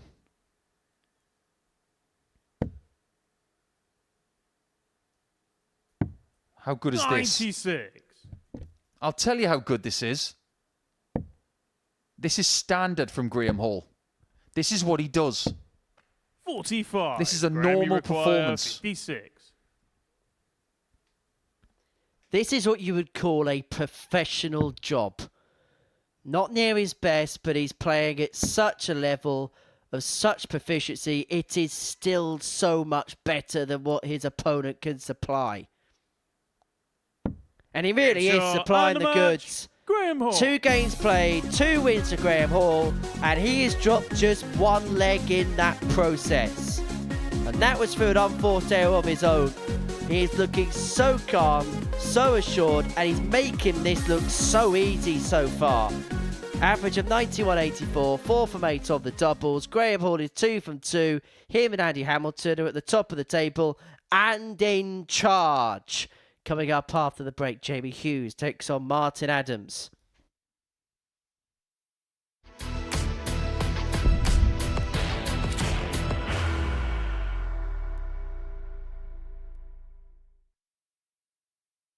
Are you ready to lift that trophy, Darius? Let's do it then. Ladies and gentlemen, your MODUS Super Series 9 champion is Lucky D, Darius Lewandowski!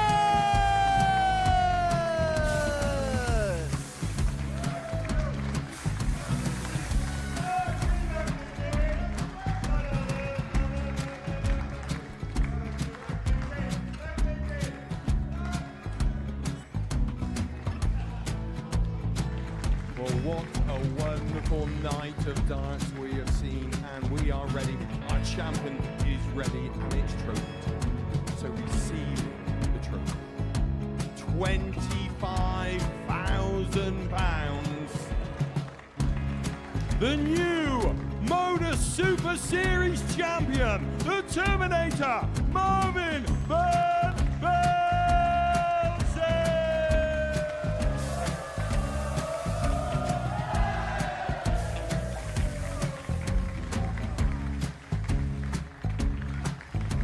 And one more time, the 8th MODUS Super Series champion, the Terminator, Marvin Van Velzen.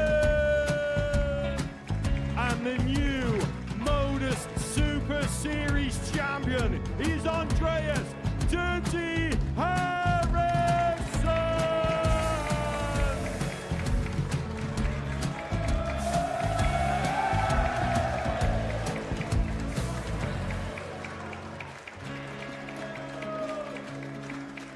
And one more time, the 7th MODUS Super Series champion.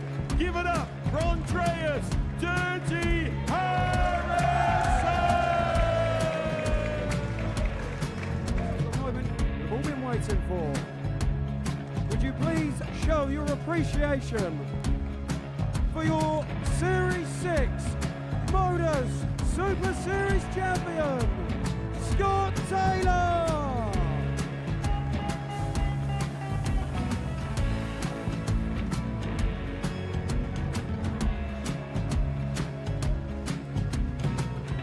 One more time, your new MODUS Super Series champion.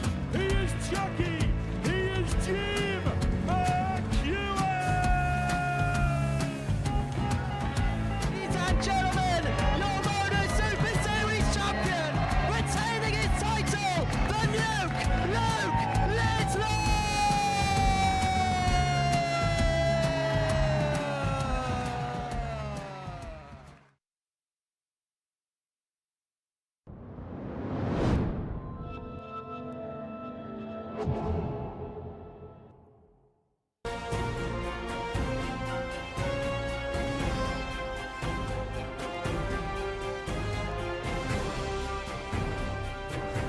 Bullseye it is for 3-0 lead and the breaker throw. Oh, that's beautiful. Been his forte today. Hinge on the third leg. It's the obligatory fist pump once again, and that will hurt. Hinge on the That fourth camera leg. angle tells you Charlie that Fair. is smack bang in the middle.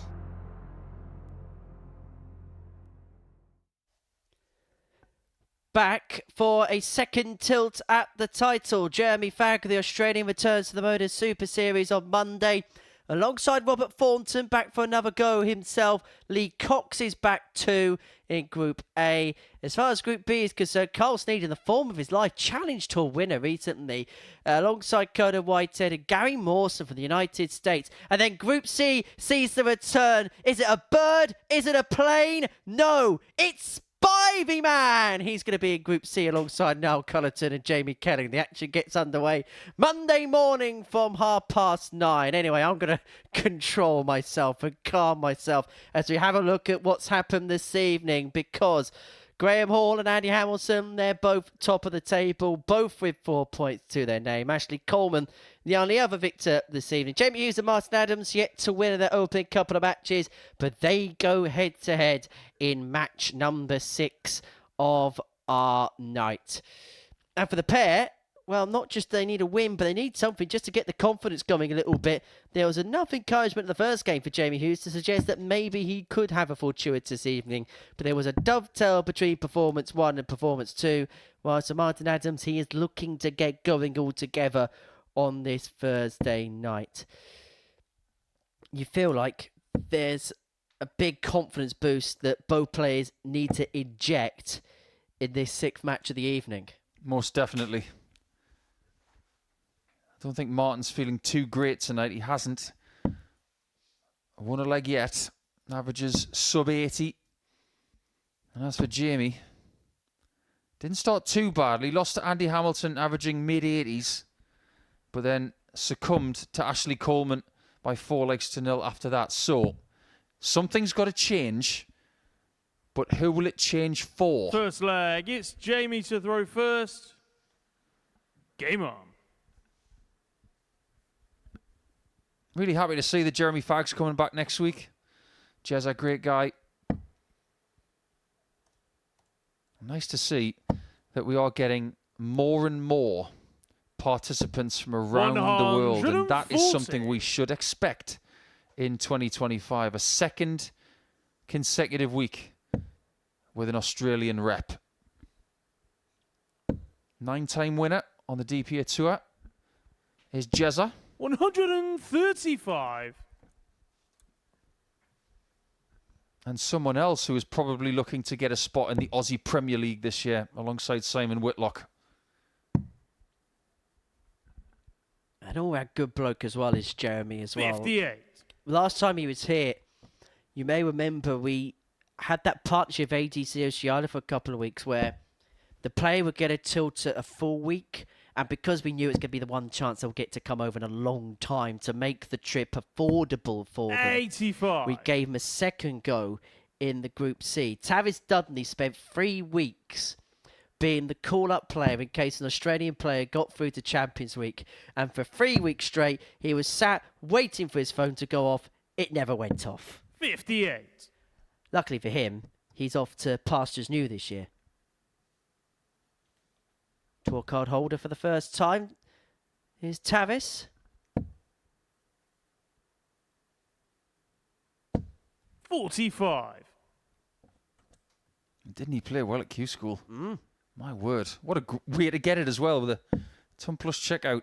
Didn't he hit the bullseye with his last start to get through? Beat Adam Paxton, didn't he, in that particular final? And having spoken to 24. Adam since, yes, he's got real pride of winning his tour card, but he was frustrated that he wasn't able to do so outright in terms of winning a day, that is. Please be kidding. 85. He's got high expectations. He's probably watching now because he's a regular watcher of the Super Series. If you're watching, Adam, it doesn't make any difference.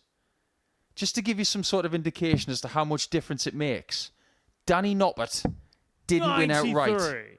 Martin, you require Look at him. 151. End of discussion. Glenn Dummond didn't win.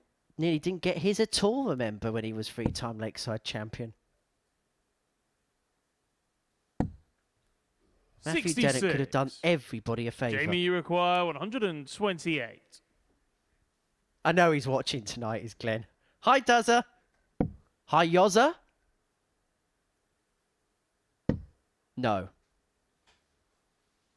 Put the phone on hold for now. But for Martin Adams, he's yet to get a leg tonight. He's had 1 dart and a double all evening. Is he going to get himself off the mark right now? Dart a double 5. 80. Very close. Jamie, you require 65.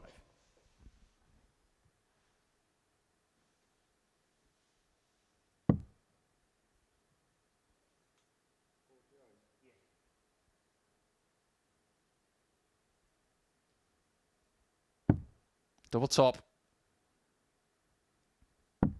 Game shot on the first leg. That'll feel rather painful for Martin.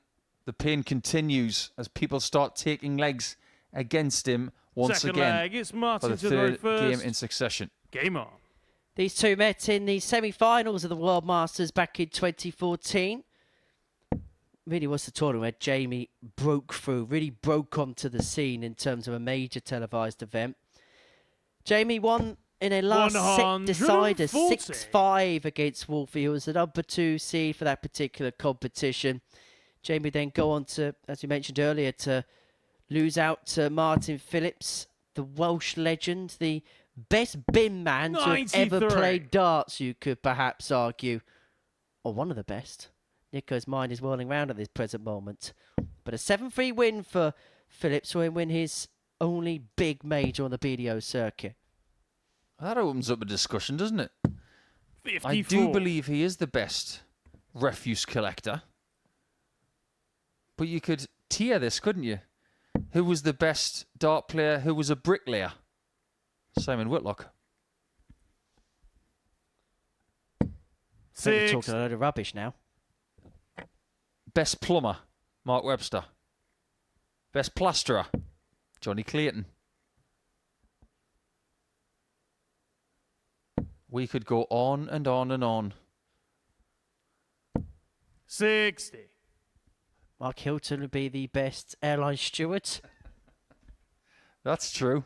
You know, Mark Hilton made the final of a Players' Championship in Australia back in 2010. And that is the only Players' Championship 57. that Jeremy Fagg has ever played in. There's a factoid for you. And he did that without even looking at any notes. Some things you just remember. 100. Surely Martin's going to get a crack at taking his first leg in this one.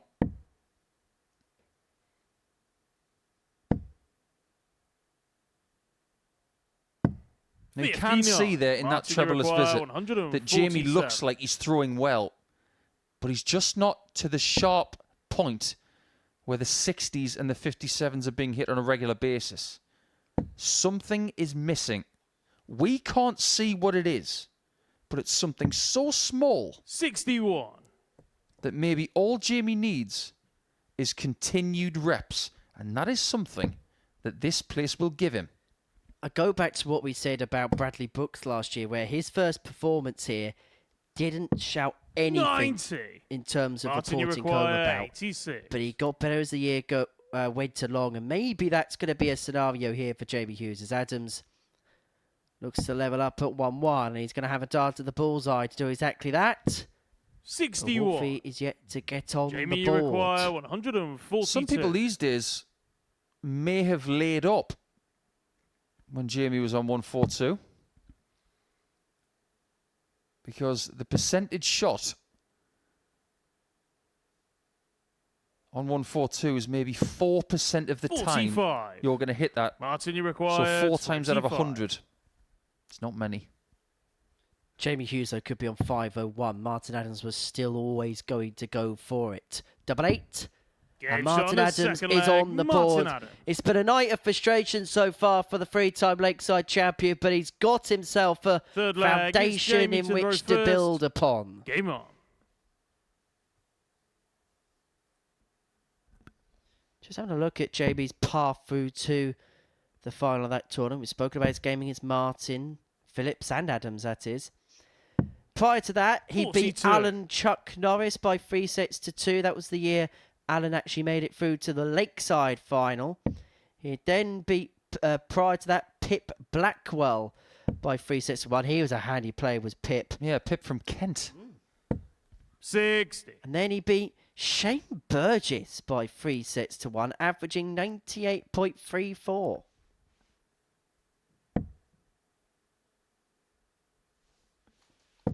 Tell you who else made it through to the televised stages of that World Masters. A certain Christopher Doby.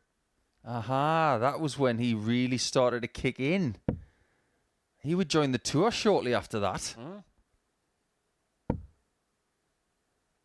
Not even his mother calls him Christopher, by the way. 70.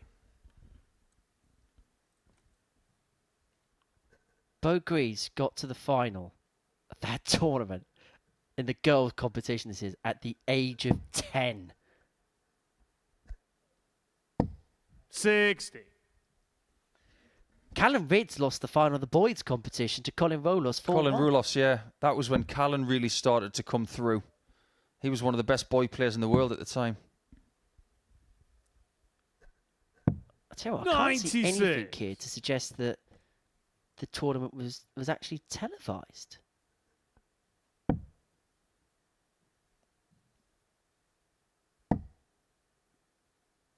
I remember watching when Martin hit the winning double.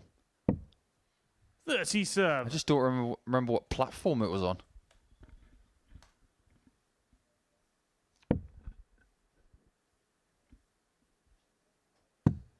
Good switch here from Martin. Now, a lot of people would have stayed 134. on the 60 or would have gone for the bullseye with dart 2, but not Martin. He's still playing old school darts here.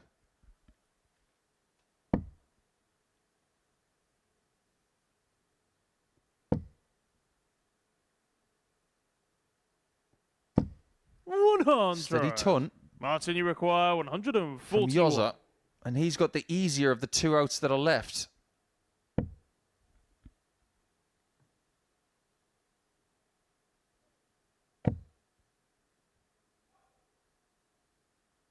He's going to stay on the 60 again 85. and find it with the last dart. That could be Jamie, crucial. you require 125.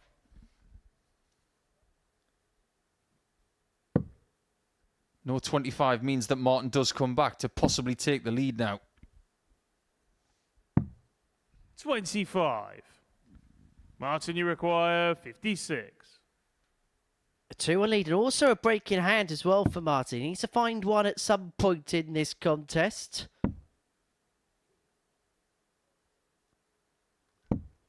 He's unable to get it there, and so Jamie, you Hughes require will 100. come back for the ton to lead 2-1. Tops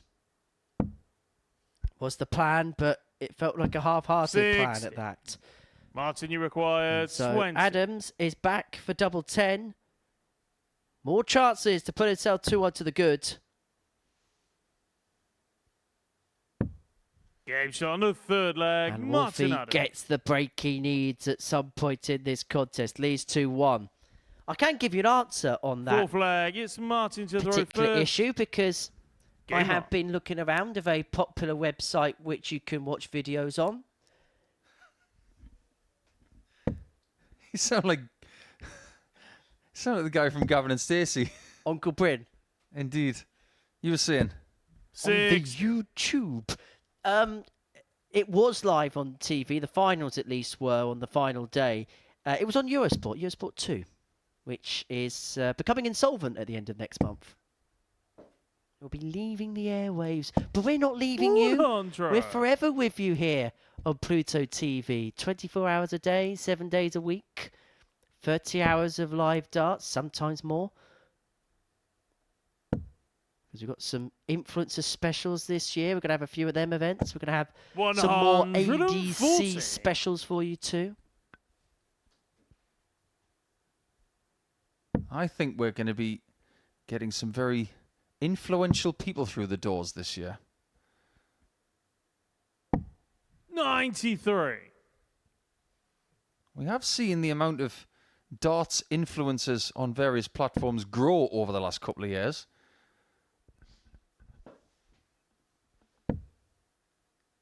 That's a really nice second dart from Martin, isn't it? Something's starting to churn here. 140. The standard is a little bit better. The line is better for Martin. He's about 7 points better than he's been all night long. And if Jamie doesn't stick with him, Martin, you require he could easily 161. lose this match and lose his third match of the night.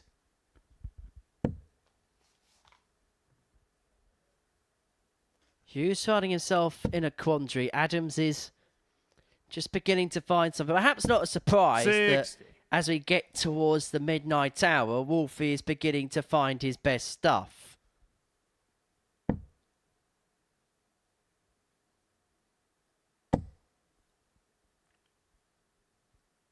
But hang about. 138. Troubles there for Jamie. Leads Martin, himself you on a require two-darter. 101.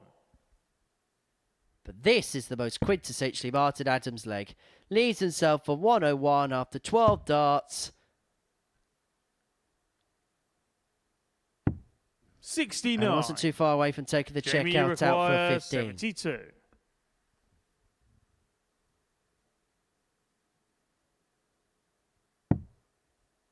No mistake on dart 1.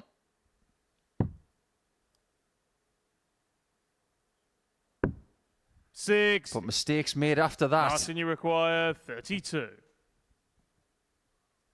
It is a very deliberate match with a lot of aiming going on. Game shot on the fourth leg. And now Martin's Martin aiming for his Adams. first 2 points to keep Yoza at the basement. Fifth Still leg. chatting away It's to Jamie himself to as throw Martin. first. Not overly Game comfortable out there, but he'll be pleased to pick up 2 points should they arise. Yoza made his England debut back in 2013 with Martin. And a whole other bunch 140. of England legends. If you run your name, or run your finger down all the names who were in the team that Jamie was in when he made his debut, it's just a who's who of the England team from the last 140. 25 to 30 years. Martin Atkins from Leeds. Gary Thompson. Stephen Bunting. 140. Tony O'Shea. Mark McGeaney. James Wilson. John Boy Walton. Wolfie. Glenn Durrant. Scott Mitchell and Scott Waits. That was the team? With Jamie Hughes? Seriously? 41. Some serious strength in depth, and never is there an opportunity where we hear the name Tony O'Shea do we wish our good pal, the Silverback, well. Hope you're watching, my friend. I know he watches it a fair bit. Hope you're well, mate. 100. You know, Jamie Hughes didn't play in the next fixture. I don't know whether he's dropped or he couldn't play. But the person who took his place was Paul Hogan. I mean, Hogan was on the subs bench. 140. Coincidentally, England did beat Jamie, you Scotland require 7-5 and they beat Wales 121. 7-5 as well. Incredible. That Scotland team at that point wouldn't have been too bad either, would it? 81. What's the boss available? And Suter available. Yeah, Suter. Cameron Menzies. Craig Baxter. Gary Stone. Jamie Bain. Harry Todman. Ross Montgomery. Scarily good. There was a certain Johnny Clayton 100. playing for Wales. Jamie, you require 40. And Mike Gillett. And Martin Phillips. Got to find this. Do not give him a shot for the match. Game Well shot done, on Jamie. the fifth leg. Jamie Hughes. Keeps this match going.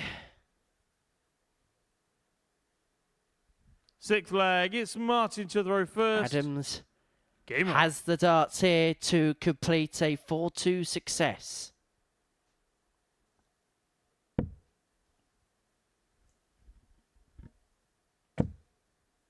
Guess who got man of the match?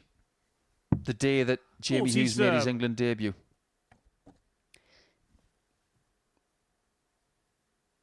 Gotta be Martin, hasn't it? Oh, yeah.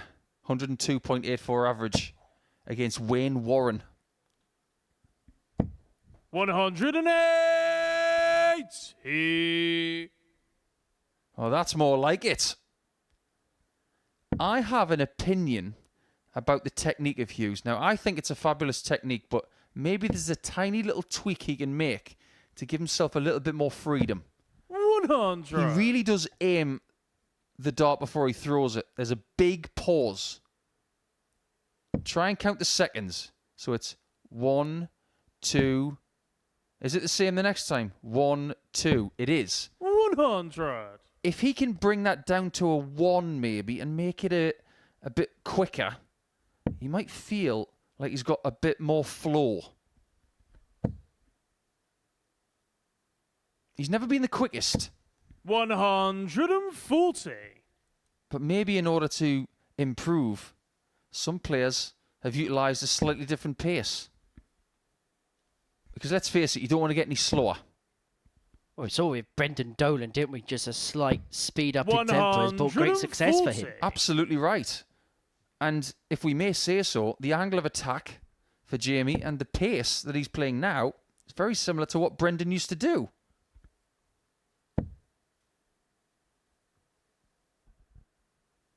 Hughes leaves himself an 81 after 9. There's been a marked improvement to the level of Yoza. Adams hasn't really changed from mid to high 80s, but Jamie has made some severe improvements, which is giving him more chances now than he has done in the past. 2 at double 18. That is an 11 dart leg. And from 3-1 behind, Jamie Hughes takes us all the way. 7 from final we approach leg. the 20th minute of this contest. One Game more on. leg in it. One more leg to decide who's going to get off the mark. And we've just clicked over to the Wilson Pickett because it is the midnight hour. 81. So if you do have a very mid-80s pet from a very famous film called Gremlins, you can no longer feed it. Oh, there's an 80s movie reference that you don't get, Henry. To be honest, when we're talking about not feeding gremlins after midnight, we have to make sure that Owen Binks doesn't have any snacks. No, you don't feed something after midnight, otherwise it becomes a gremlin. Oh, so it's too late in his case then. Well, someone's going to be feeling like a gremlin at the end of this one. It's been a very competitive game, including just the one max from Jamie Hughes. 83. But a grand total of 12 140 plus scores.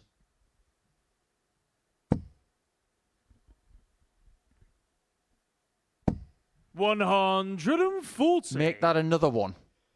It's actually Martin who has the most. He's got 8 to Yoza's 5.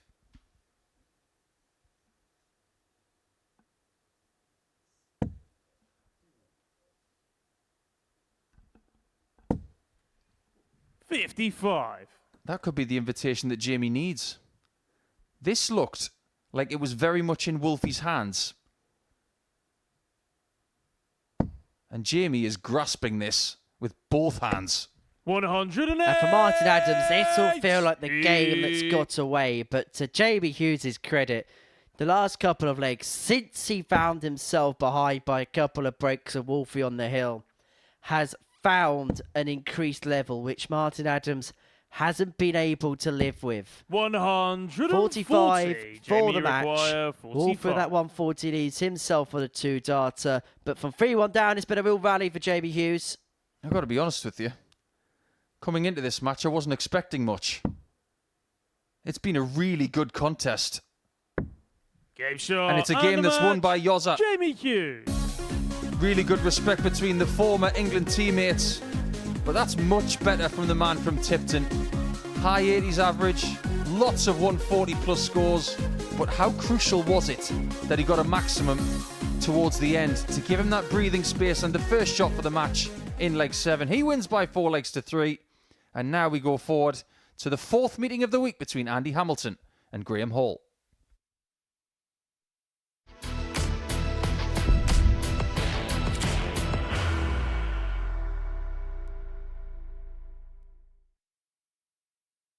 Are you ready to lift that trophy, Darius? Yes. Let's do it then.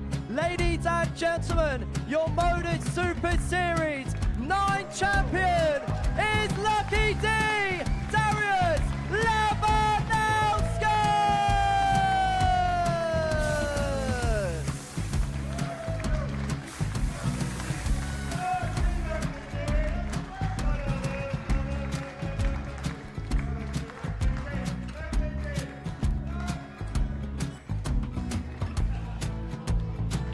Well, what a wonderful night of darts we have seen, and we are ready.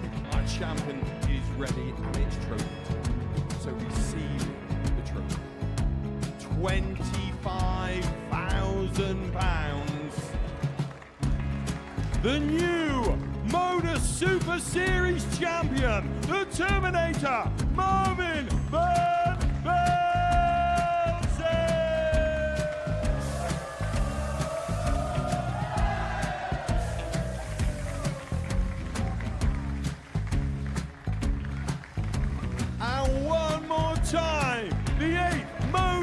Super Series champion, the Terminator, Marvin Van Velzen. And the new MODUS Super Series champion is Andreas Dirty Harrison.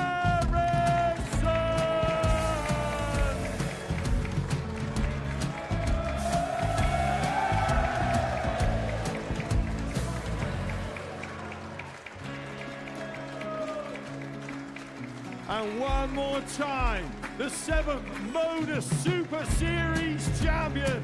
Give it up for Andreas Dirty Harrison. The moment we've all been waiting for.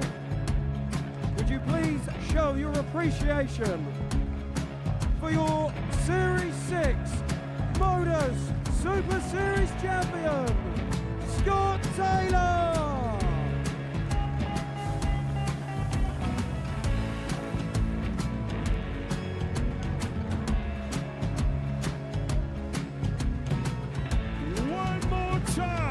Your new MODUS Super Series champion. He is Chucky. He is Jim McEwen. Ladies and gentlemen, your MODUS Super Series champion, retaining his title, the Nuke, Luke Littler!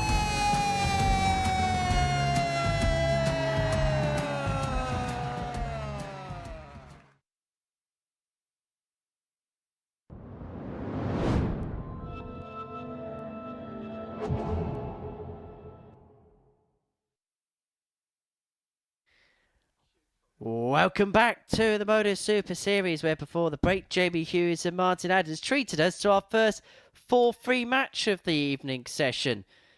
And it was Jamie Hughes that came out on top in that particular encounter. Game 7 of our evening session sees a match-up between the top 2 players and the best 2 players in this group.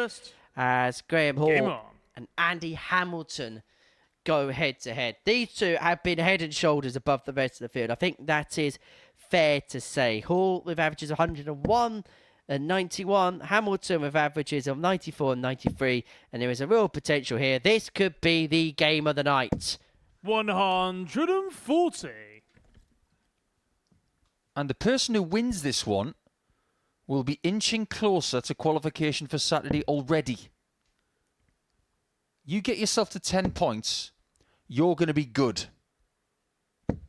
100. And based on what I've seen so far here tonight and into the early hours of the morning, I fully expect both of these players to shoot forward over the next 25 hours and punch their ticket to a first finals night in 2025. I do 93. not see them in the bottom 2. Well, we both said, didn't we, before Dart was thrown in this group, that there was an expectation that these two would make it into Saturday's finale, and the evidence already suggests that 98. These two look streets above the rest of the field. Hamilton is finding a real purple patch, and I don't just talk about his shirt, but the last 6 months have been very fortuitous for him, whilst for Graham Hall making his first appearance in 2 years since dropping off the 92. PDC Pro Tour. It really has been as if G-Man has never been away from this building the way that he has played over the last 4 days.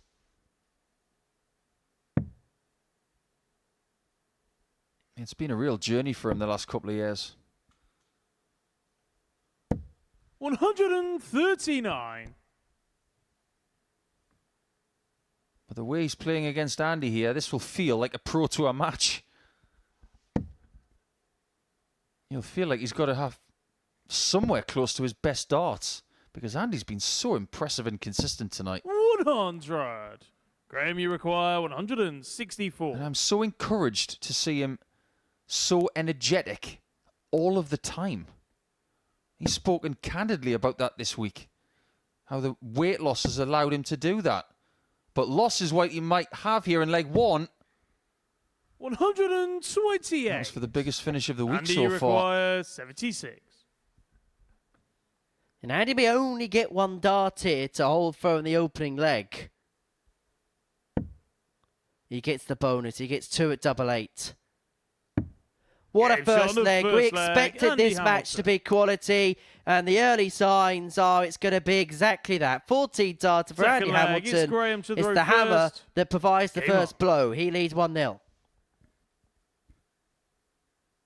I'm looking at a picture on my tablet right now of Andy Hamilton from the 2019 BDO World Darts Championship.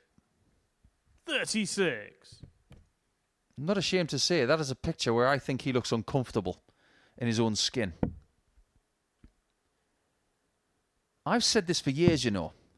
If you look at Raymond van Barneveld in the 2007 final against Phil Taylor, 96.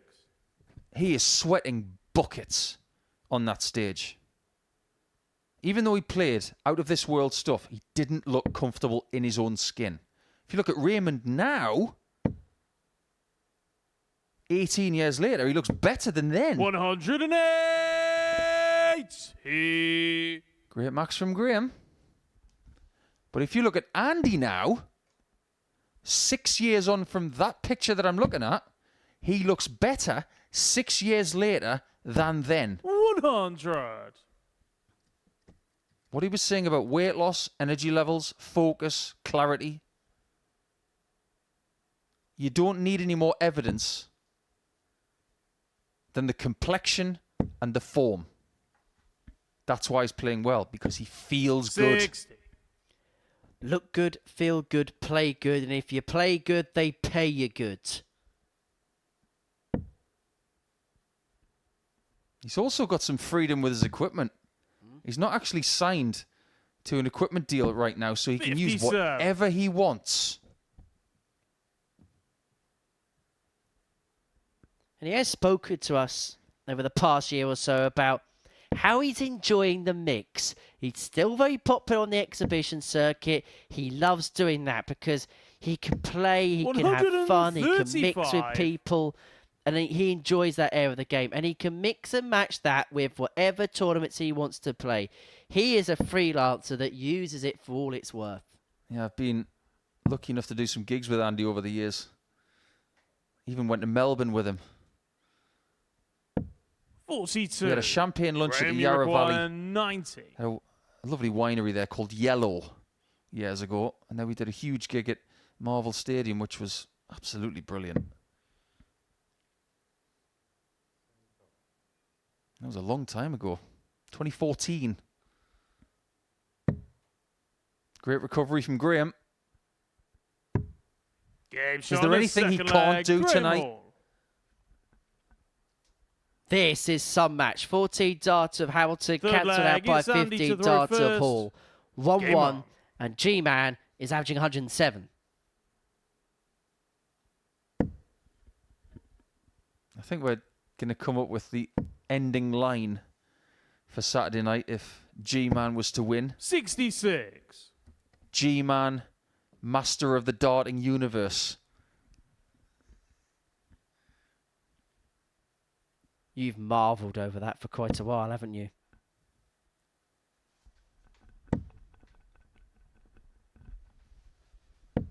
Look how 140. disappointed he is with the 140. Because he knows he's playing that well. When you're not playing well, you are relieved to get a 140. When you're playing as well as he is, 140 is sometimes a bad score. 83.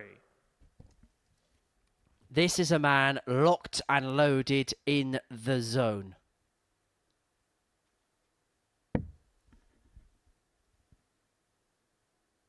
Everything he's touching right now is turning to gold. 80.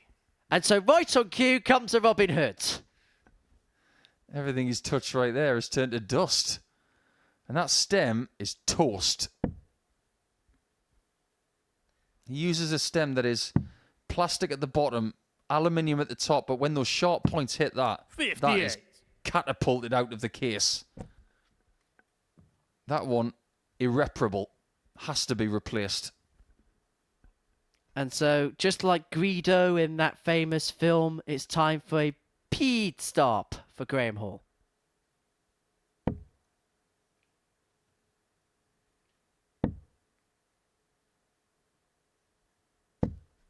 100. Just proves as well, doesn't it, that you do need spares up there.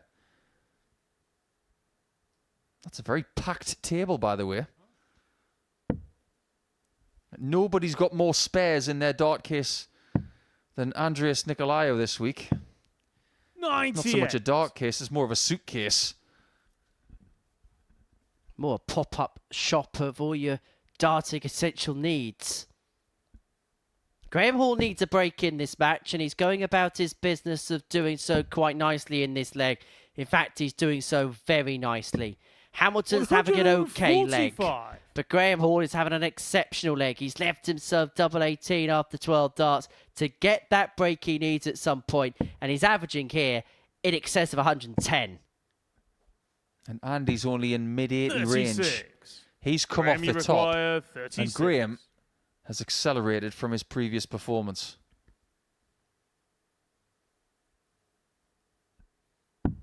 Game shot on the third It's just leg. wonderful. Graham Hall. He may be about to better his weekly record average. Fourth leg. He's broken his Graham to personal throw best first. twice this Game on. week. Quality game. 14, 15, 13. Every single leg has been 1 in 5 visits. And it equates to this in terms of the average. 85.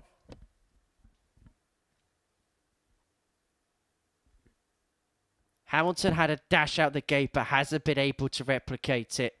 Whereas for Graham Hall, he has been playing mustard from dart 1 onwards. 140. Job's only half done, though. How many times this week have we seen people take the lead and get to the halfway point but not take the points away from the match? 140. But there's one major difference so far tonight compared to the last 3 days. When he's played 1 or 2 games, Graham is not, at this point of his schedule in a daily campaign, having a poor performance. 45. 101, followed by 92. And this is better than the previous 2. So he's putting right what was going wrong the last 3 days. And if he's doing that, then the signs are very, very ominous indeed. 140. Got the break of the previous leg, and only a maxi can leave Hamilton on a finish from this point. He's going to come up short. 140. Graham, you require 136. Graham leads the head-to-head this week by 2 games to 1. Winning on Monday and Wednesday. He's in a good position to own Thursday / for Friday morning as well. 100. And maybe on Friday he's finding the cure and he's loving life on that stage at this present moment in time. For the second consecutive leg, he's left himself on double 18 after a dozen darts. 136. Graham, you require This is your 36. classic Pro Tour style leg. When you tell stories about playing well and losing, you say, I was on tops after 12. But he went out. And that's exactly what Graham has shot on done. the fourth leg. Graham Hall. He's maintaining this 110 average style performance. Fifth leg. It's This is the Andy best to we've throw seen this first. week, but the job is Game still on. got to be finished. So far, this is quite literally the difference between the good and the great. Andy Hamilton's playing good.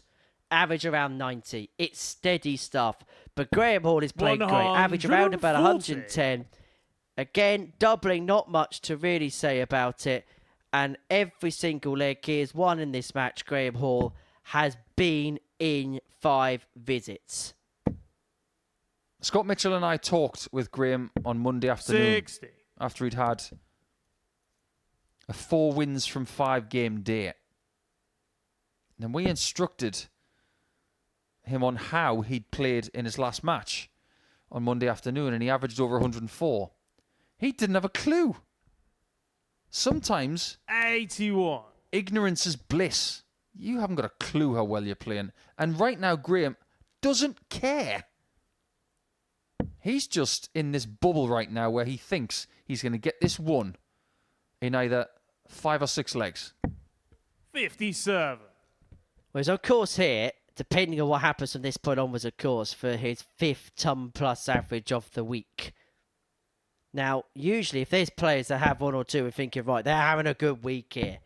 But to have 5 of them, and we've still not got to day 5 yet?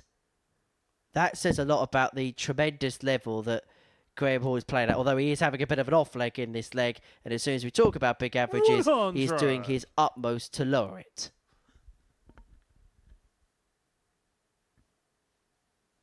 I think Darrell Pilgrim last year had a really good week, didn't he? Filled with ton plus averages. 139. But he didn't win a weekly title in 2024. Maybe that was the key for his future success. Not winning a weekly title at the Super Series for a year. And now he's on the tour. And he required 20. Because in the previous 5 series, he won 3. This game continues. Andy Hamilton. But now the big problem for the Hammer is that he has to break Graham Hall somehow. 6th leg, it's Graham to throw first. Well, you sense the only way that Andy Hamilton is going to break Graham Hall is if he goes out in 12 or less. If he throws any more darts in this leg, he will lose the leg. Because that has been the mark 81 in terms of level that Graham has played at all game long.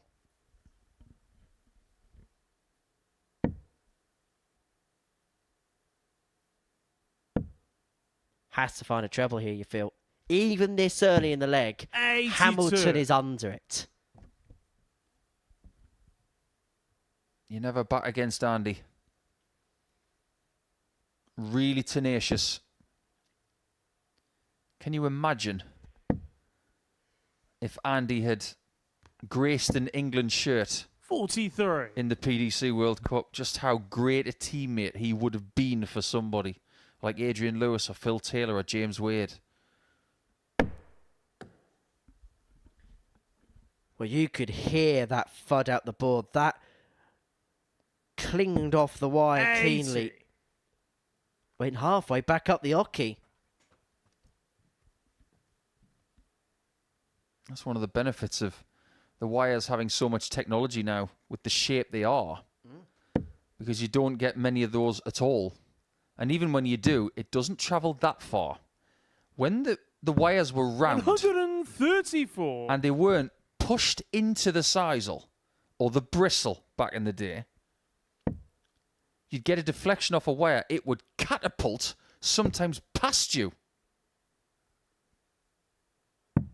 139. Back in the days of these stapled boards. Yeah, back when the bullseyes used to move. And so did the doubles. Hence the phrase, bend the wire, move the wire. And of course, the first PDC World Championship, 100. the bullseye wasn't red, was it, Nico? That was black.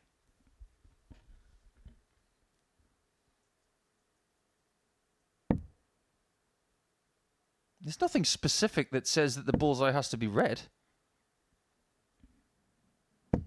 140. But this is the traditional makeup Graham, you of a require dartboard. This is recognisable. 143. And what a beautiful thing it is. Look at Hamilton in the background there. He really fancies getting back into this. And when Hall has been averaging 81. north of 100 the entire time, 60. Andy can take us all the way and steal the throw. Well, he's sensed the drop-off, hasn't he? And he is sensing opportunity. Look at the focus in his eyes. 3 for 3 on the doubles. Andy Hamilton brings it back to 3 on in a game where every single leg in this match has been won in 5 visits. 14-15, 13-14, 13-14. What a game. What a crescendo. 121. Well, for the night, Andy Hamilton is 58% on doubles. He's already had a 4 out of 4. He's 4 from 12 against Wolfie. And this one is 3 out of 3. This is an elite doubling performance. 140. And they are showing why they are the 2 best players in this group. Well, it's head and shoulders. Absolutely head and shoulders. Here's a question. If this is a chess match, 64. would they shake hands and take a draw and 1 point each?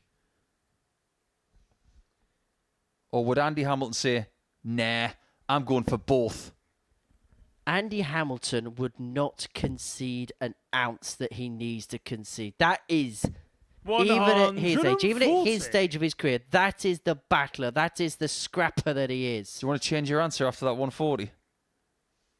He'll still back himself. I think you're right. But Graham Hall may have switched off for a couple of moments, but he looks 84. like he's switched back on now. He's seen the control that he had in this match whittle away. And against the throw, he's kicked off a couple of tub 40s.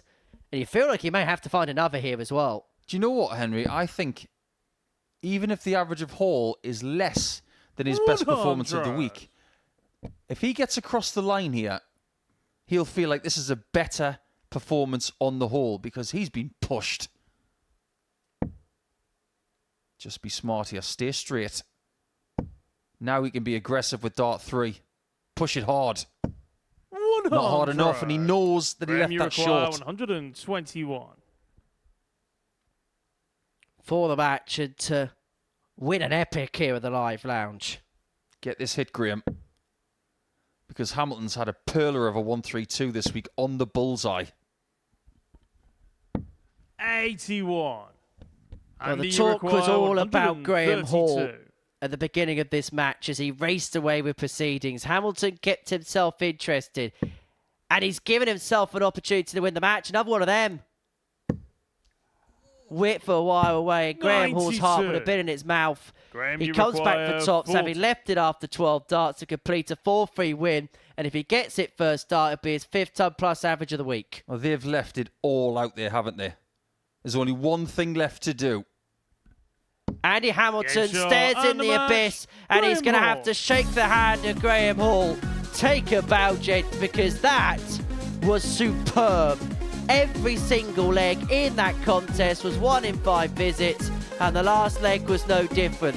A 13-darter for Graham Hall to cross the line, an average of 102.93. Numerically speaking, it's not his best performance of the week, but when you judge what he was up against in that contest, it probably was the best he'd played. Hall 4, Hamilton 3. We are going to take a lie down.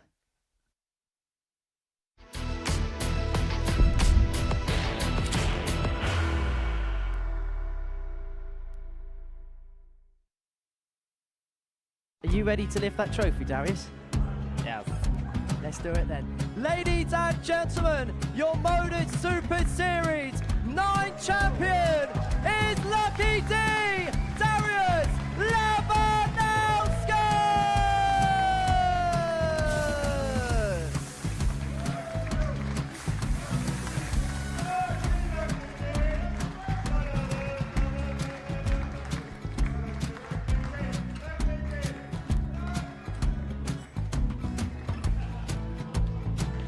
Well, what a wonderful night of darts we have seen, and we are ready. Our champion is ready, and it's trophy. So receive the trophy. £25,000. The new MODUS Super Series champion, the Terminator, Marvin Van Velzen.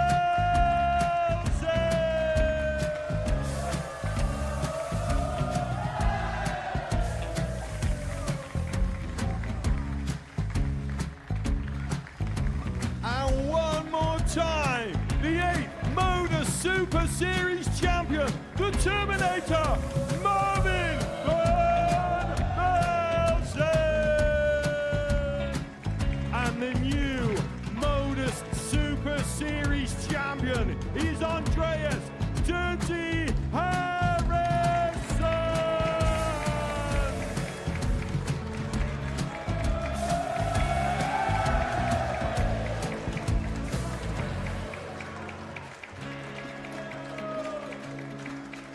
And one more time, the 7th MODUS Super Series champion. Give it up for Andreas Dirty Harrison! The moment we've all been waiting for. Would you please show your appreciation for your Series 6 MODUS Super Series champion, Scott Taylor!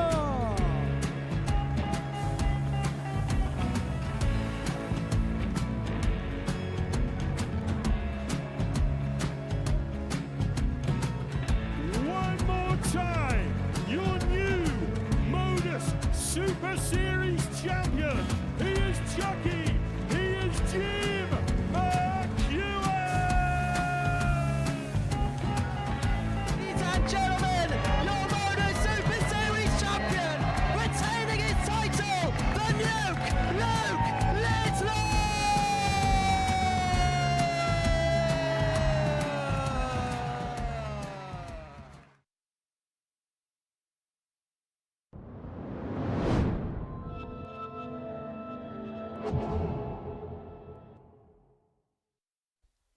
Welcome back to the MODUS Super Series, where before the break we saw Graham Hall with his second ton-plus average of the night get the better of Andy Hamilton 4-3. 102.93 the average for Hall. Hamilton averaging just under 97, was 3 from 3 on his doubles. It was an immaculate contest. Every single leg in that match was 1 in 5 visits. Game 8 sees Ashley Coleman and Martin Adams go toe-to-toe. It's an opportunity for Martin to throw first. Ashley to pick up more points. Beat Jamie Hughes in his first match, lost to Graham Hall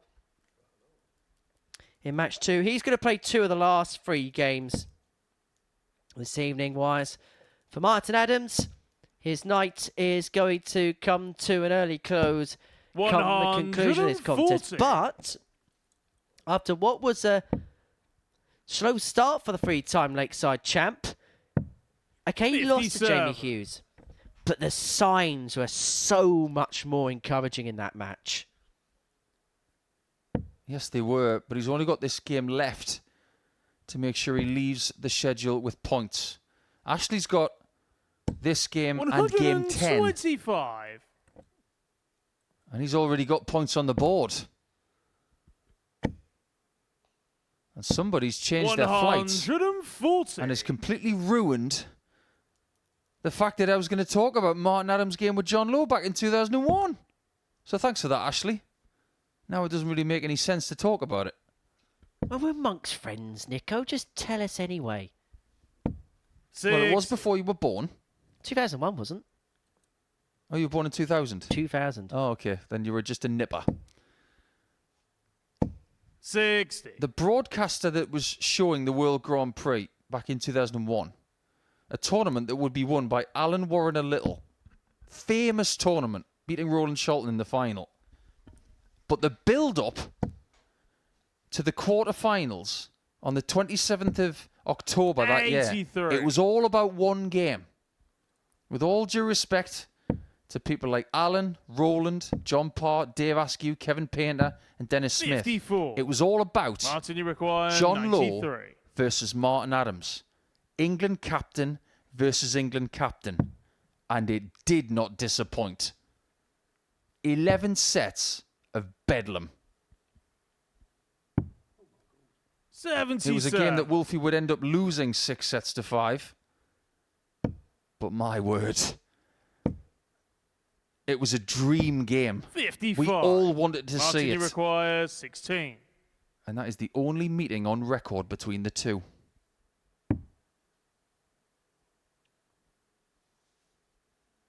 There's an awkwardness about this double 8. Game shot on the But first not for leg. Martin Adams. What a find that is, because you saw from the overhead camera angle there Second that leg. there It's Ashley wasn't to throw too much first. that he could Game see, on.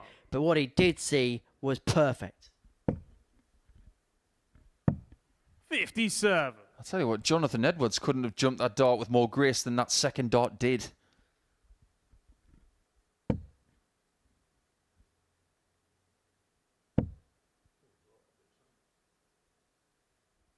30 odd years that world 45. record stood, wasn't it, Jonathan Edwards? Still got the triple jump world record.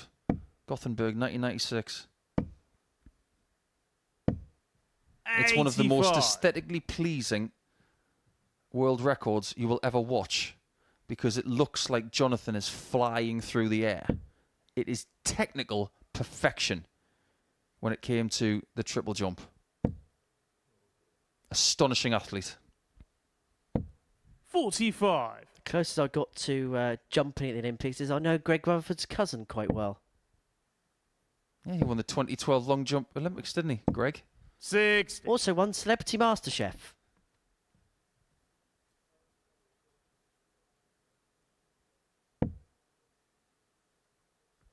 Get up, he says. Dart players don't like being short of that treble 20. It makes things awkward if you throw an angle of attack like Martin does. 60.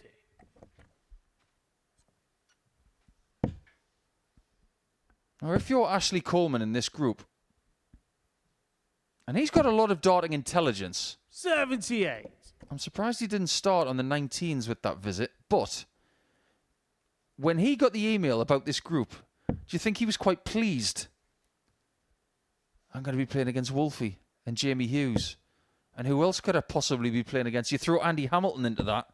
45. This is the kind of group that he would have dreamt of. I think it's something that he'll embrace as well more than anything. He's still very new on his journey. 60. Still very new on his journey. And maybe fast track isn't the right word, but you know what I mean. There's been an acceleration point in terms of his development, and sometimes you just got to take that step back and realise how far he's come in such a short space of time. 100. Ashley require 161. I don't mean to be morbid, but there's going to come a time where people who have Ashley's enthusiasm 60. don't get the chance to play Phil Taylor, Martin Adams, and other legends like Robert Thornton, who's coming here next week. Without question, the biggest privilege of my life 66. is that I've had the chance to Ashley play these require guys. 101. I thoroughly mean that. Double top. 61. And Martin's got a chance to Martin, double his you lead, but it's require not an easy ask. 140.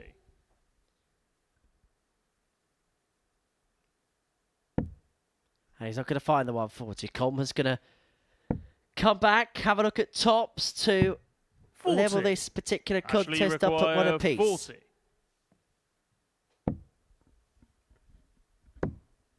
That'll It's do. on a second leg, Ashley Coleman. We've had a few games tonight that have gone to nil. In fact, 3 games Third in a row leg is from game Martin 2 to the game 4. first.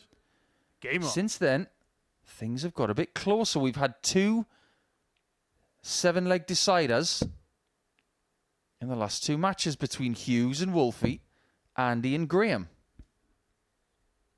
We have had some intel in regards to Ashley. His dad, Tommy's got in touch with us this evening. Now, he's told us a bit more about the Sigma darts. He's been using for the last couple of weeks, but it's just 100. helping him in terms of grip. In terms of the job he does, he works in the trade Monday to Friday, and so the job he does means that the hands are very hard, very brittle, very rough, and so actually gives him a better grip point. But he's also told us that 85. I was underselling how many sets of darts he has. He has in excess of 500, which includes the Eric Bristow 91. Cockfinger, which is such an iconic set. Not many people have got those.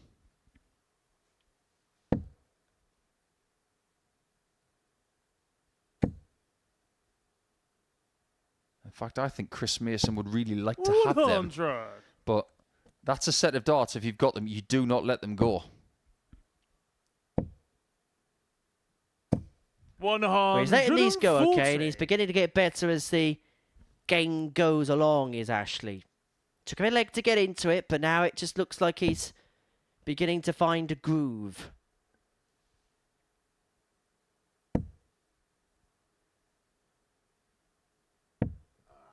$55. Ashley require We 170. haven't seen a 170 check out this week yet. And we will have to wait.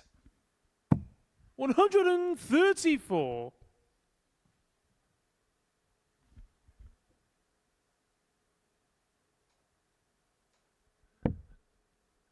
Well, how many times, Nico, have we said this sentence tonight? Double 18, left after a dozen darts. 139. And we'll never get sick of it. Ashley, you require 36. Game shot on the that'll third do. leg. 2-1 lead for Cole. Ashley. I wouldn't mind seeing that Fourth collection of leg. It's 500 Ashley sets to of throw darts. first. I bet there's some Game beauties in there. I'd like to think there is. I would assume that in that collection, 100. there's not just a whole host of mint in box stuff from the last 5 years. None of that excites me. Show me old. Show me important. Show me iconic. I wonder if you were to ask Ashley Coleman right 95. now, albeit the fact that he's quite busy playing Wolfie, if there's one set of darts that he would love to own that he doesn't have. 108. Seems to be getting on pretty well with these ones at the minute. If you could have a set, Henry, which ones would you have? If you could pick any set from darts history. 45. Absolute slam dunk of an answer from me would be Leighton Reese's darts that he used to win the 100. first World Championship. As much as I would love to have jockeys from 1989, when he beat Eric, having the first darts to win a World Championship, they are the golden goose. I wonder if they're 95. still out there. Ashley, you require 121. Doesn't have to, but will Game and shot on the gets. fourth leg. And Ashley Coleman really is beginning to go through the gears now. His second Tub Plus checkout of the night. Fifth the leg last is two legs Martin to of throw real first. quality. And he Game opens on. up a 3-1 lead against Martin Adams. And if Wolfie loses this match, he walks away from tonight with 0 points. And there's still 2 more games to play. Meaning that means that people can put even more distance between them and him. 108. But he won't go without a fight. 121. Imagine alternative universe. Put the switch back a few years ago where Martin Adams hit a 9-darter at the then Live League. Is he going to do so here at the Live Lounge? Oh, Martin, 135. you led us to believe for just a second.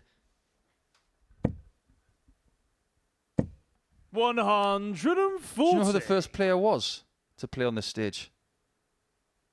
It was Martin Adams against Diogo Portela?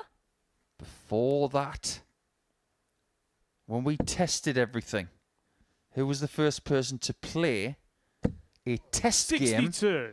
in front of the cameras, under the lights, to make sure that everything was to the liking of the people who would then grace the stage on September 3rd, 2022? I'll be honest, I spent half that time covering all of your tracks in Southampton. 124. It was Martin Adams.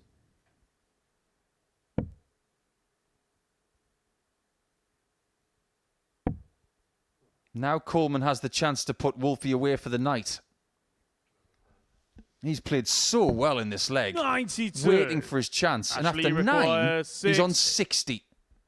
He's got better leg upon leg upon leg. Game shot And the and the best match, is saved till Ashley last. Coleman. An 11-darter. An average just under 95. Martin Adams took the first leg of that contest. And then Ashley Coleman went through the gears. The Prince of Darkness has got a real ray of light when it comes to the league table. For Martin Adams, a night to forget. For Coleman, a 4-1 win against the 3-time Lakeside champion.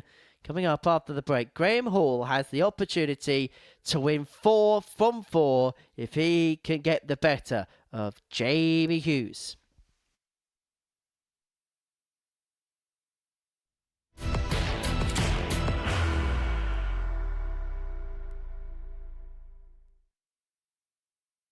Are you ready to lift that trophy, Darius? Yes.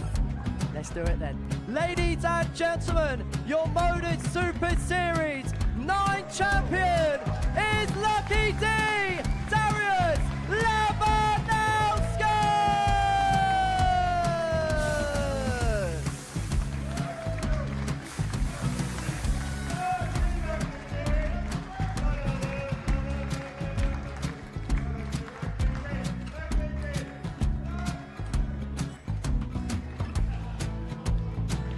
Well, what a wonderful night of darts we have seen, and we are ready. Our champion is ready, and it's trophy. So receive the trophy. £25,000. The new MODUS Super Series champion, the Terminator, Marvin Van Velzen.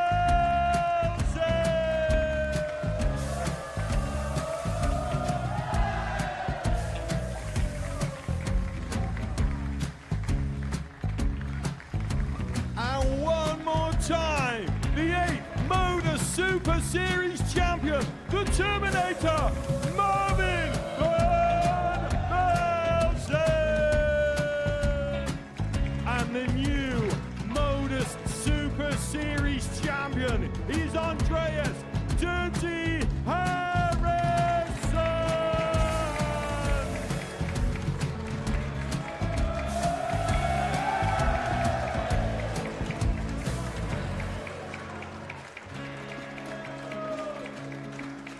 And one more time, the 7th MODUS Super Series champion. Give it up for Andreas Dirty Harrison. The moment we've all been waiting for. Would you please show your appreciation for your Series 6 MODUS Super Series champion, Scott Taylor?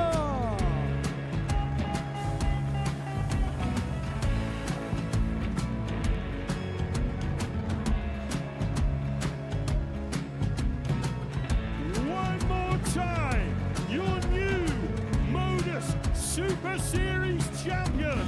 He is Chucky. He is Jim McEwen. Ladies and gentlemen, your MODUS Super Series champion, retaining his title, the Nuke, Luke Littler!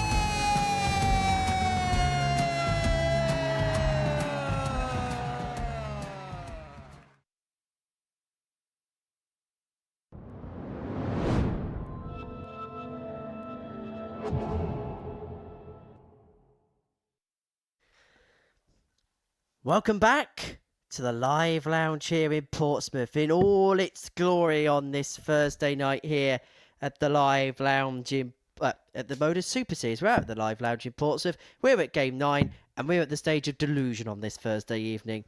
Before the break, Ashley First Coleman leg, got the it's better Graham to throw of first. Martin Adams by 4 legs to Game 1. Next up for us, it is Graham Hall up against Jamie Hughes, and for Graham an opportunity to complete the card on the opening night. A win here, he'll be 8 from 8. A great performance from Graham up against Jamie Hughes, who, 140. if you look at his performances this evening, at times has ran hot and cold. Yeah, he doesn't look anything like Katy Perry. 140. But this guy has been constantly on the hot. 4 out of 11. Then 4 out of 8 on his doubles. 140. And then 4 out of 6. He's improving as the night goes on.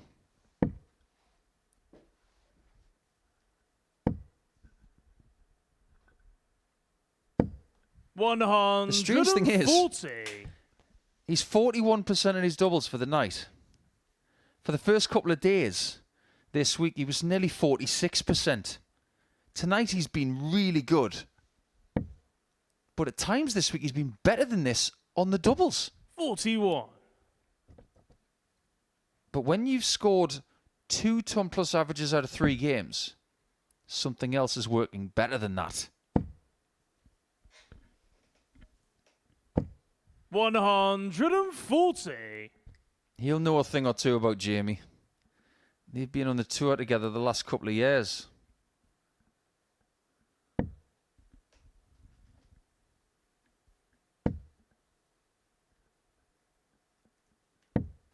$85. Seven of the last still leaves Graham on a 2-darter, but it's harder than perhaps he'd first envisage. Treble 50, double 80 will be the MO for Jamie Hughes on 81. And double nines we looks at here. 63. Graham, you require What's 95. Graham going to do here on 95?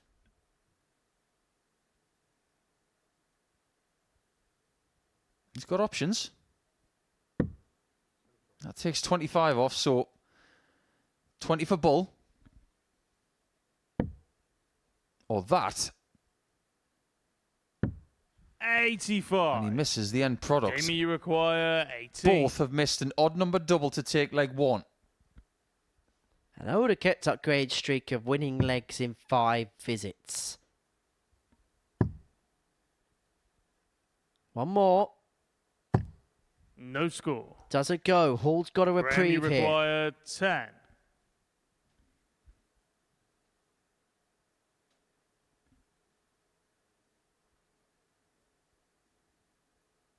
No entertaining of 2-4-4.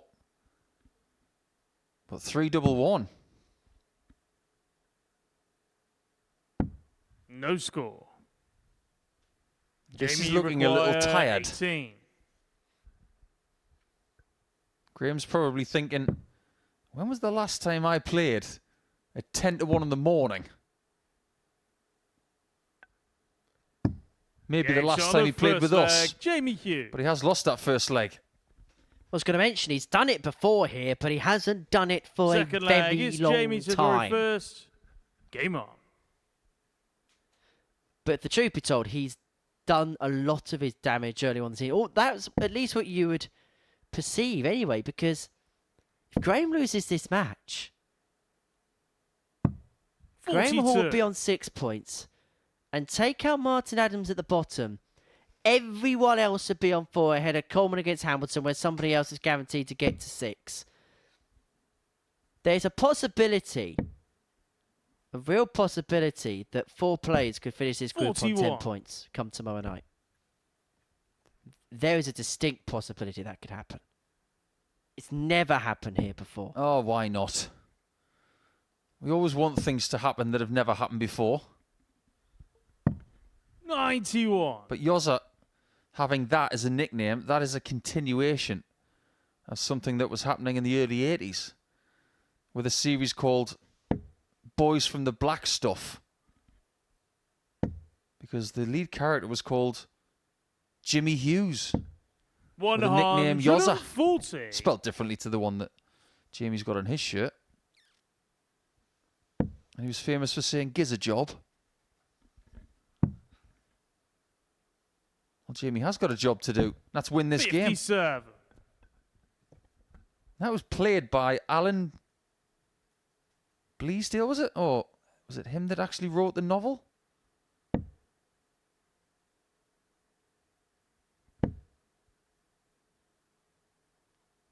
The guy that played him anyway, he was in a 95. movie called Shirley Valentine. And anybody who talks about that movie, it's always about the same thing.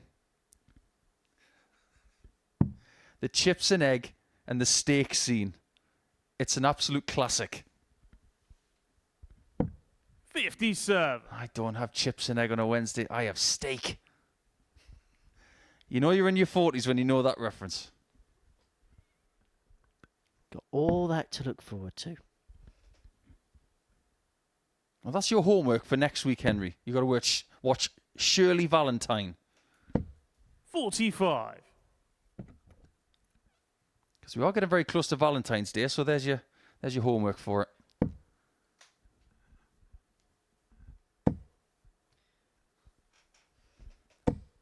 $140. Well, Graham Hall's got to be careful here. He was broken in the first leg, and Jamie Hughes is making some headroom in leg 2. First to finish, 114. Graham definitely needs to find a treble here to leave himself on a 2-darter. Realistically, 2 would be the fill it for him. 100. Good find with Jamie, dart you free, require particularly with a couple just below 114. that would have been in the way.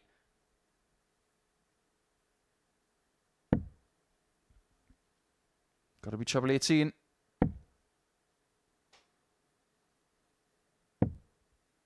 Yeah, decent use of the board. You can see Graham, why he you went for the require 76 on 80. treble 12. Second time today he's tried that. Second time he hasn't hit the treble. If Hall doesn't get into this game now, maybe on the back foot. Seems to be hesitating just a little bit. 60. Seems to have slowed down. Jamie, you require 64. There's not a clinicism which was a mainstay of his game earlier on this evening. And for Jamie Hughes, this is the perfect storm for him. Okay, double-double. Game Okay, shot on why the not? second leg. Jamie Hughes. But that is going to be like a sprinkle of salt in the wound of Graham Third Hall leg. there. It's Graham to throw first. That is Game enough on. to put you off and make you turn around and say, yuck, I don't like that. For some reason, Hall looks tense. Is this the game where he doesn't perform for this session? 100. It's happened all week. And he's got the type of action that if he tenses up, we will know about it just because of the release point. 140. You will see a bit more of a push rather than a pull. By the way, Jimmy Hughes was portrayed by Bernard Hill in Boys from the Black Stuff, just to put that right. 60.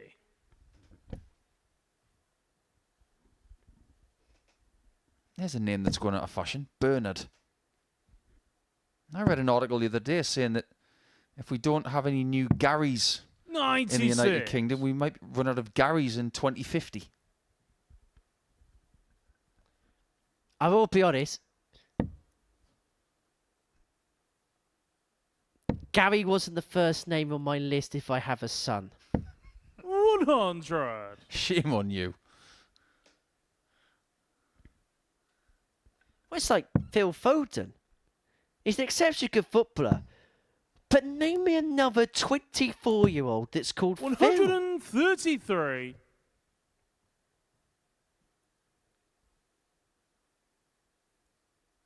Yeah, you've got me there.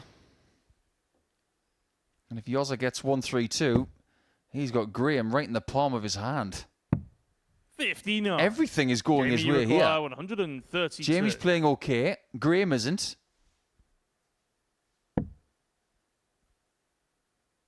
And considering what happened earlier on, where he lost his first two matches, if he walks away with 4 points tonight, that's fine.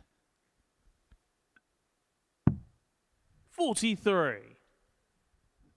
Well, he's put himself right in the midst of proceedings. And it does feel like a Group B where tomorrow night, regardless of the outcome, it's going to be 3 players from 4 that make it through, and Martin Adams, unfortunately, is a detached character at the bottom of the table. This leg may have a new meaning to it now. Jamie, you Hughes require looked in control 89. for so long, but that 2-treble turn of Graham has put Yozza in a position where he has to take out this 89, and he may just get a dart at the bull. Here's a bull, Yozza. 64. Graham, you require 52. Much to ponder. Hall's had 5 darts at a double. Hasn't hit one yet. And has kept leaving dodgy numbers. But this looks a bit more academic.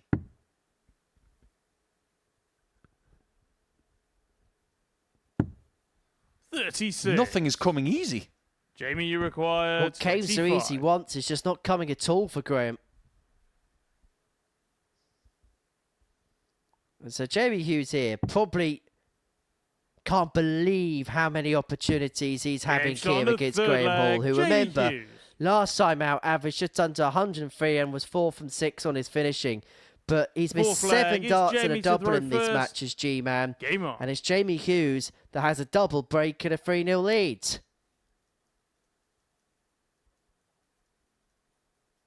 I think Jamie would rather have started the session at around 11:30 at night, because since then he has played better. 74.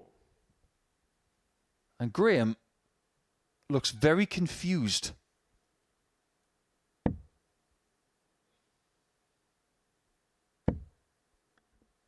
Well, in the last game, he was having what 140. the kids would call a flex, but now all he'll feel is perplexed about how things have gone.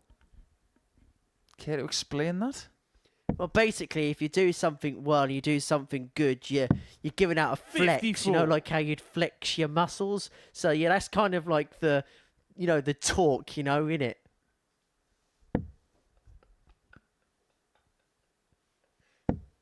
Things that you'd like to unsee. Henry Deacon 6. acting like a chicken in the commentary box, trying to explain the word flex.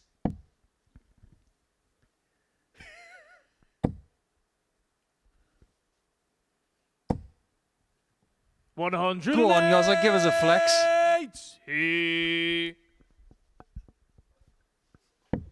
Can you imagine how he's going to feel if he gets this one 4-0?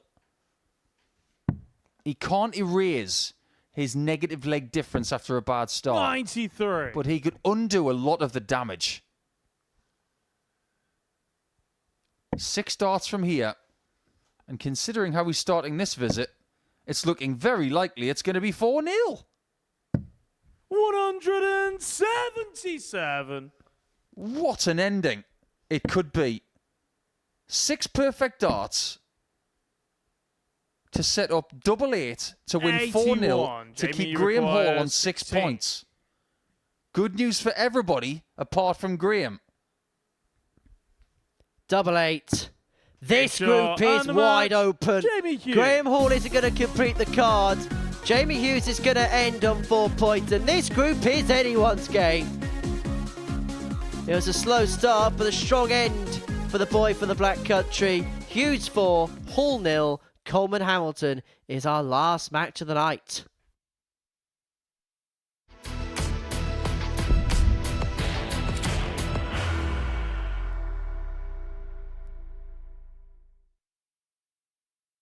Are you ready to lift that trophy, Darius? Yes. Let's do it then. Ladies and gentlemen, your MODUS Super Series 9 champion is Lucky D, Darius Labanowski!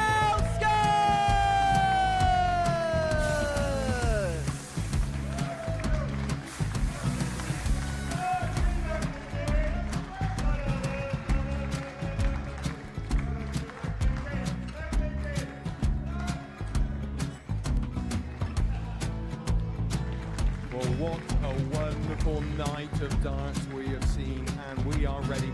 Our champion is ready, and it's trophy. So receive the trophy. £25,000. The new MODUS Super Series champion, the Terminator, Marvin Van Velzen.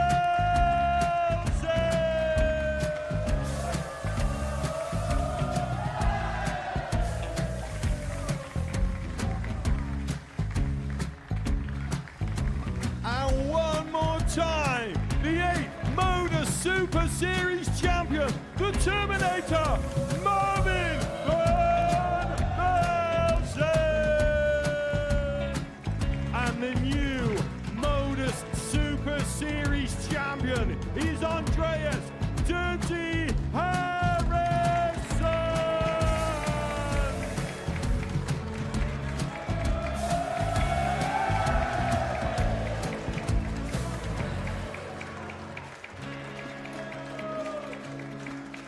And one more time, the 7th MODUS Super Series champion. Give it up for Andreas Dirty Harrison! The moment we've all been waiting for. Would you please show your appreciation for your Series 6 MODUS Super Series champion, Scott Taylor!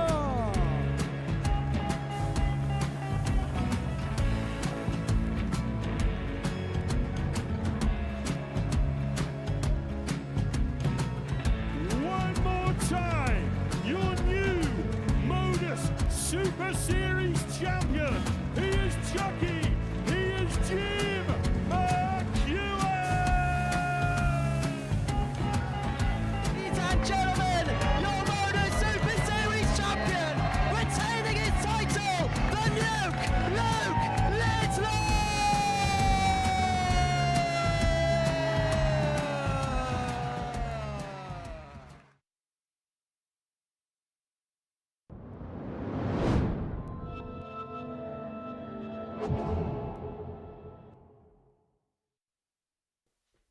For the final time tonight, let's tow the hockey at the Super Series. Ashley Coleman and Andy Hamilton go toe-to-toe. The winner of this match will move on to 6 points and First level leg, on it's points Ashley with to Graham throw Hall first. at the top of Game it. on. The battle commence between Messes Coleman and Hamilton. Yeah, both can hold their heads up high after some 84. definitive highlights tonight. The only defeat for Hamilton came at the hands of Hall, who has relinquished his undefeated record in this group to Yoza. So now, because of that huge margin of defeat, 81. whoever wins this game will top the group by the looks of it. 6 points. And a win for Hamilton. He will be above the leg difference of Graham Hall. And the same goes for Ashley Coleman. Can you imagine, just for a second, you look at this group: Hall, Hamilton, Hughes, Adams. 84. And Ashley Coleman's top at the end of the night. He goes to bed around 2 in the morning. He looks at the table and he says his name before anybody else's. 60. He would go to sleep with the biggest smile of his life. Well, it might be a month too late, but because Jamie Hughes decked the halls, it has opened up this opportunity for this pair. Fa la la la la la la la la. 60. It is January the 31st. You know what that means? Yeah. It's the anniversary of Johnny Clayton winning the Masters. 89. Let's get it out the way with early. What else happened on that dancing day, Nico? Yeah, it was 15 years ago. He's too humble to tell you, but it was 15 years ago today since Paul Nicholson's greatest ever 80. darting day when he won the Players' Championship Finals. I remember watching that, having school 48. the next morning.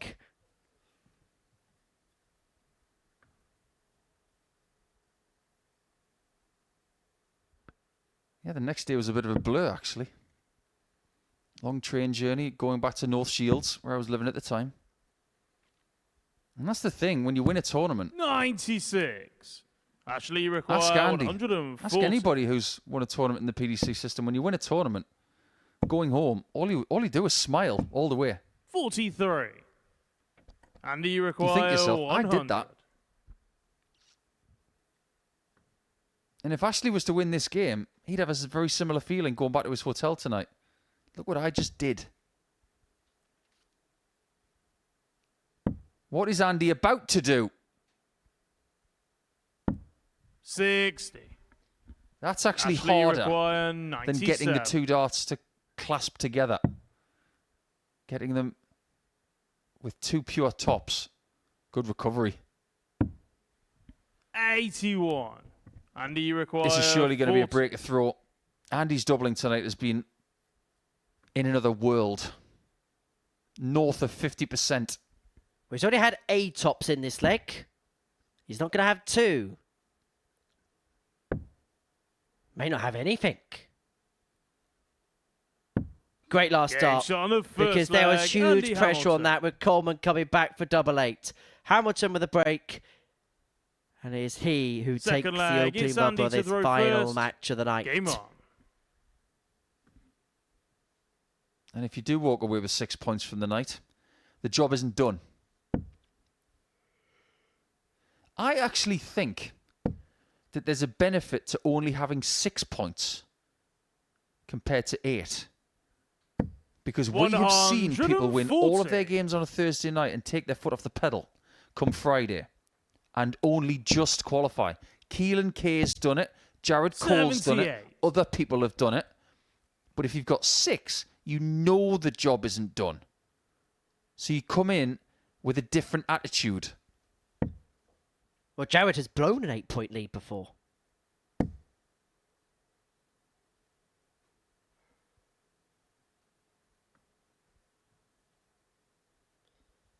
It's never over till it's over in these 4 walls. 25. Trust me, we've seen enough darts here to know. I'd like to know how many darts we have seen. Too many. 100. Give me more. We must have seen millions. How many hours must we have spent in each other's company? There's going to be plenty more in 2025, so we better get used to it. 96. Just think of some of the partnerships that have worked in sports broadcasting for not years, but decades. 85. Partnerships like Hawksby and Jacobs, for instance, at a very famous radio station here in the UK.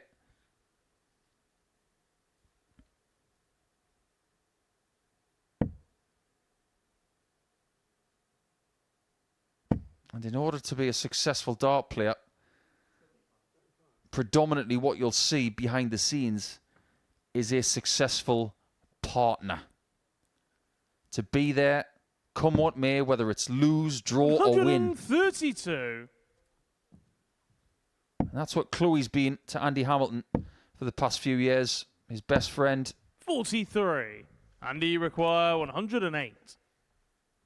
Wherever Andy is, Chloe is somewhere following. And she'll be watching this. There's no way she'd miss a game that Andy's playing. He has missed this checkout, though, but he will come back. How small can he make it? 92. Yeah, that's pretty handy. He's not let the loitered disappointment of his previous match dwell over into this one, is Andy. 57. Andy, you kind of expect him 16. to. I don't think, particularly this version of Andy Hamilton, is somebody that's going to dwell too much on the negatives. He's looking at things with a glass half full, and he could be halfway to getting the job done here. Double 4 he has. Toiled around on the doubles 12. in this match, and he's missed 3 more there. Ashley, you require 138. 138 is not on the menu this time for Coleman. 58. Andy, you require So 2 twos 4. for 2-0 lead. In a roundabout sort of way on that 138, Coleman wasn't mustered.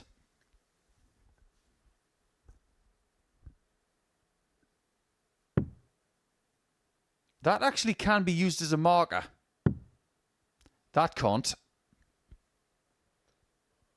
This one is going to have to be a high jump just over the bar, but not too far. Oh, Gets yeah. on his second leg. Andy That's Hamilton. the kind of dart I want to see. That's a purist shot. Look at that. Third leg. It's Ashley to throw first. It's 1:13 in the Game on. morning. He's been playing all week long, and he's still got passion. You've got to love it. 81. I tell you what, that reminded me of a dart that Wayne Mardell had, similar to that in a World Championship quarter-final against Phil Taylor on that very target. Where the double 2 was completely blocked and he feathered away through. 58. Who started calling him Mardell? One of the boxing commentators. 96.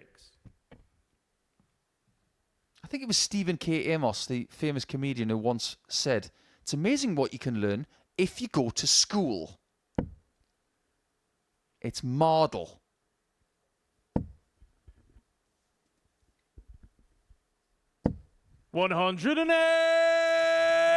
He. First one of the game. He's now over 56. 30 for the week.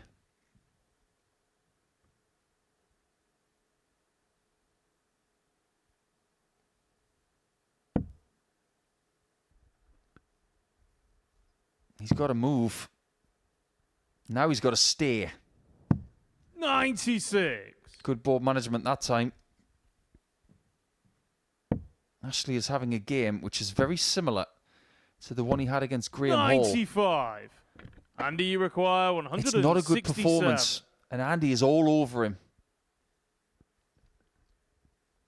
And if we have a criticism about Ashley tonight, it's that the good stuff's been really good and the bad stuff's been really bad. Well, how many times has Chris Mason sat in this seat 131. and he has mentioned B games? Ashley's A game is there to compete with anybody at this level. But for him to take the next step, for him to be a bigger force 101. in this Andy, you require game, that 36. B game just needs to come up a few points. Yeah, I think his B game's got to be 85. And right now it isn't. Game shot And he's of being third punished leg, for that. Andy Hamilton. Hamilton's not playing at his best, but his secondary level is good Full enough flag, to it's still Andy to throw dominate first. proceedings and then still on. have those moments of quality. That was a 13 darter, that's a double breaker throw, and that is a 3-0 lead.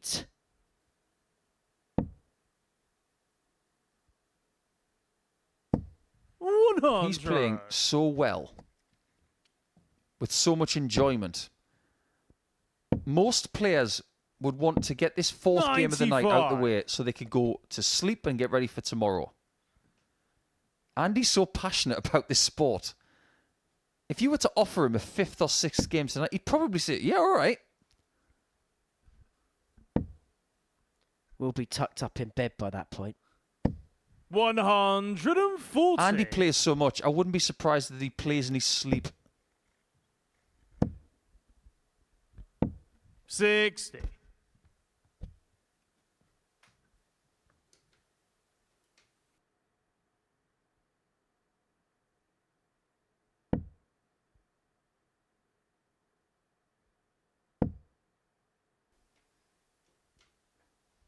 Well, Hamilton looks like he is applying the finishing touches to this display. 13 darts with the previous, and now on for an 11 darter to get it done.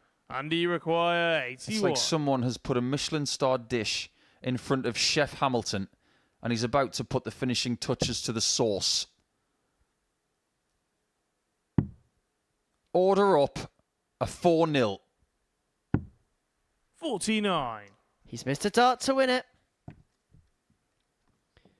Could Coleman fire in a max here, or fire in something big to put tangible pressure on? Needs a treble. 57. Cannot find it, Andy, and it you looks like require Coleman's race is 32. run. Because Hamilton here looks at 32 to complete a 4-0 route.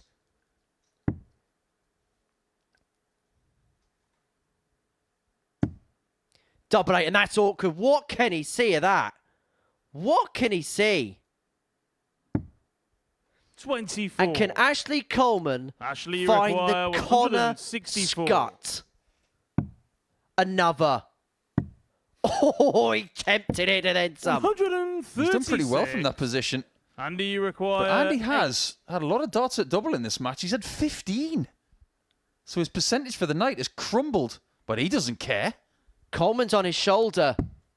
Coleman's on his shoulder. Double 2. 1 left. Shuffles across. What can he see of this? What can he see? Nothing. 6. Coleman's back. Coleman Ashley, comes you back to win a require leg. 28. He has absolutely no right to win.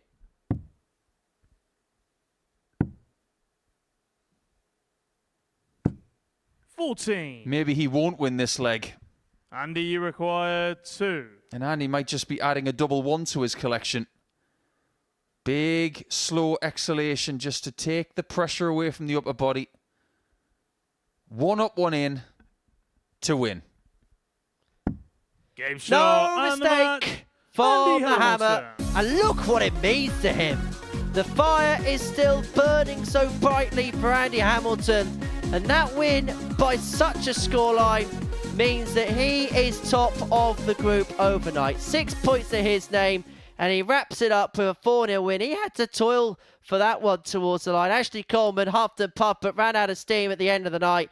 Hamilton, a 4-0 winner. Him and Graham Hall are both on 6 points, and they are both top of Group B.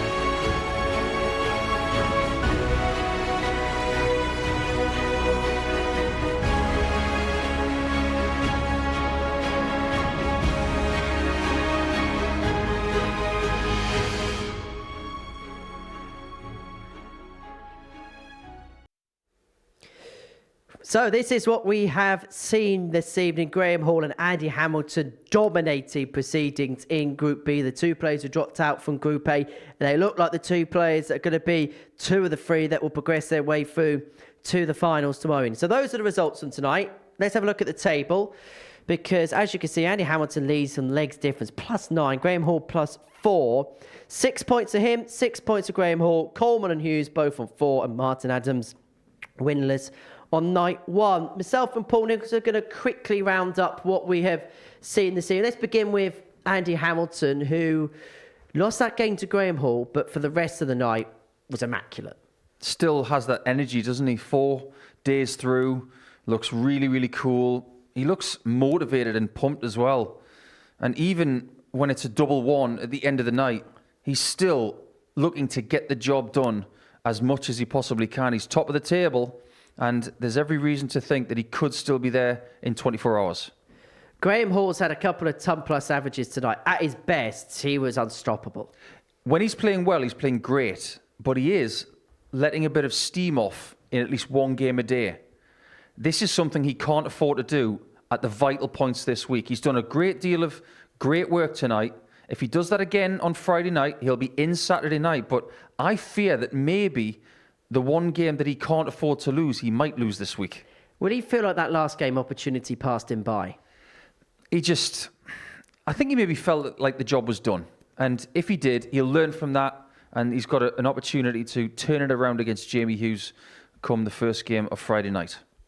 Jamie Hughes, after a slow start to the evening, he actually came up to the point a little bit towards the end. Yeah, it took him a bit of time to get going, but I think you've got to give Jamie a great deal of credit with losing your first couple of games. It is his debut, and it's the same sort of thing we saw from Simon Whitlock, because we forget that they've never played here before. But Yozza, game 3, game 4, won it, and now, because of that Andy Hamilton win at the end, he's only one leg behind Ashley Coleman.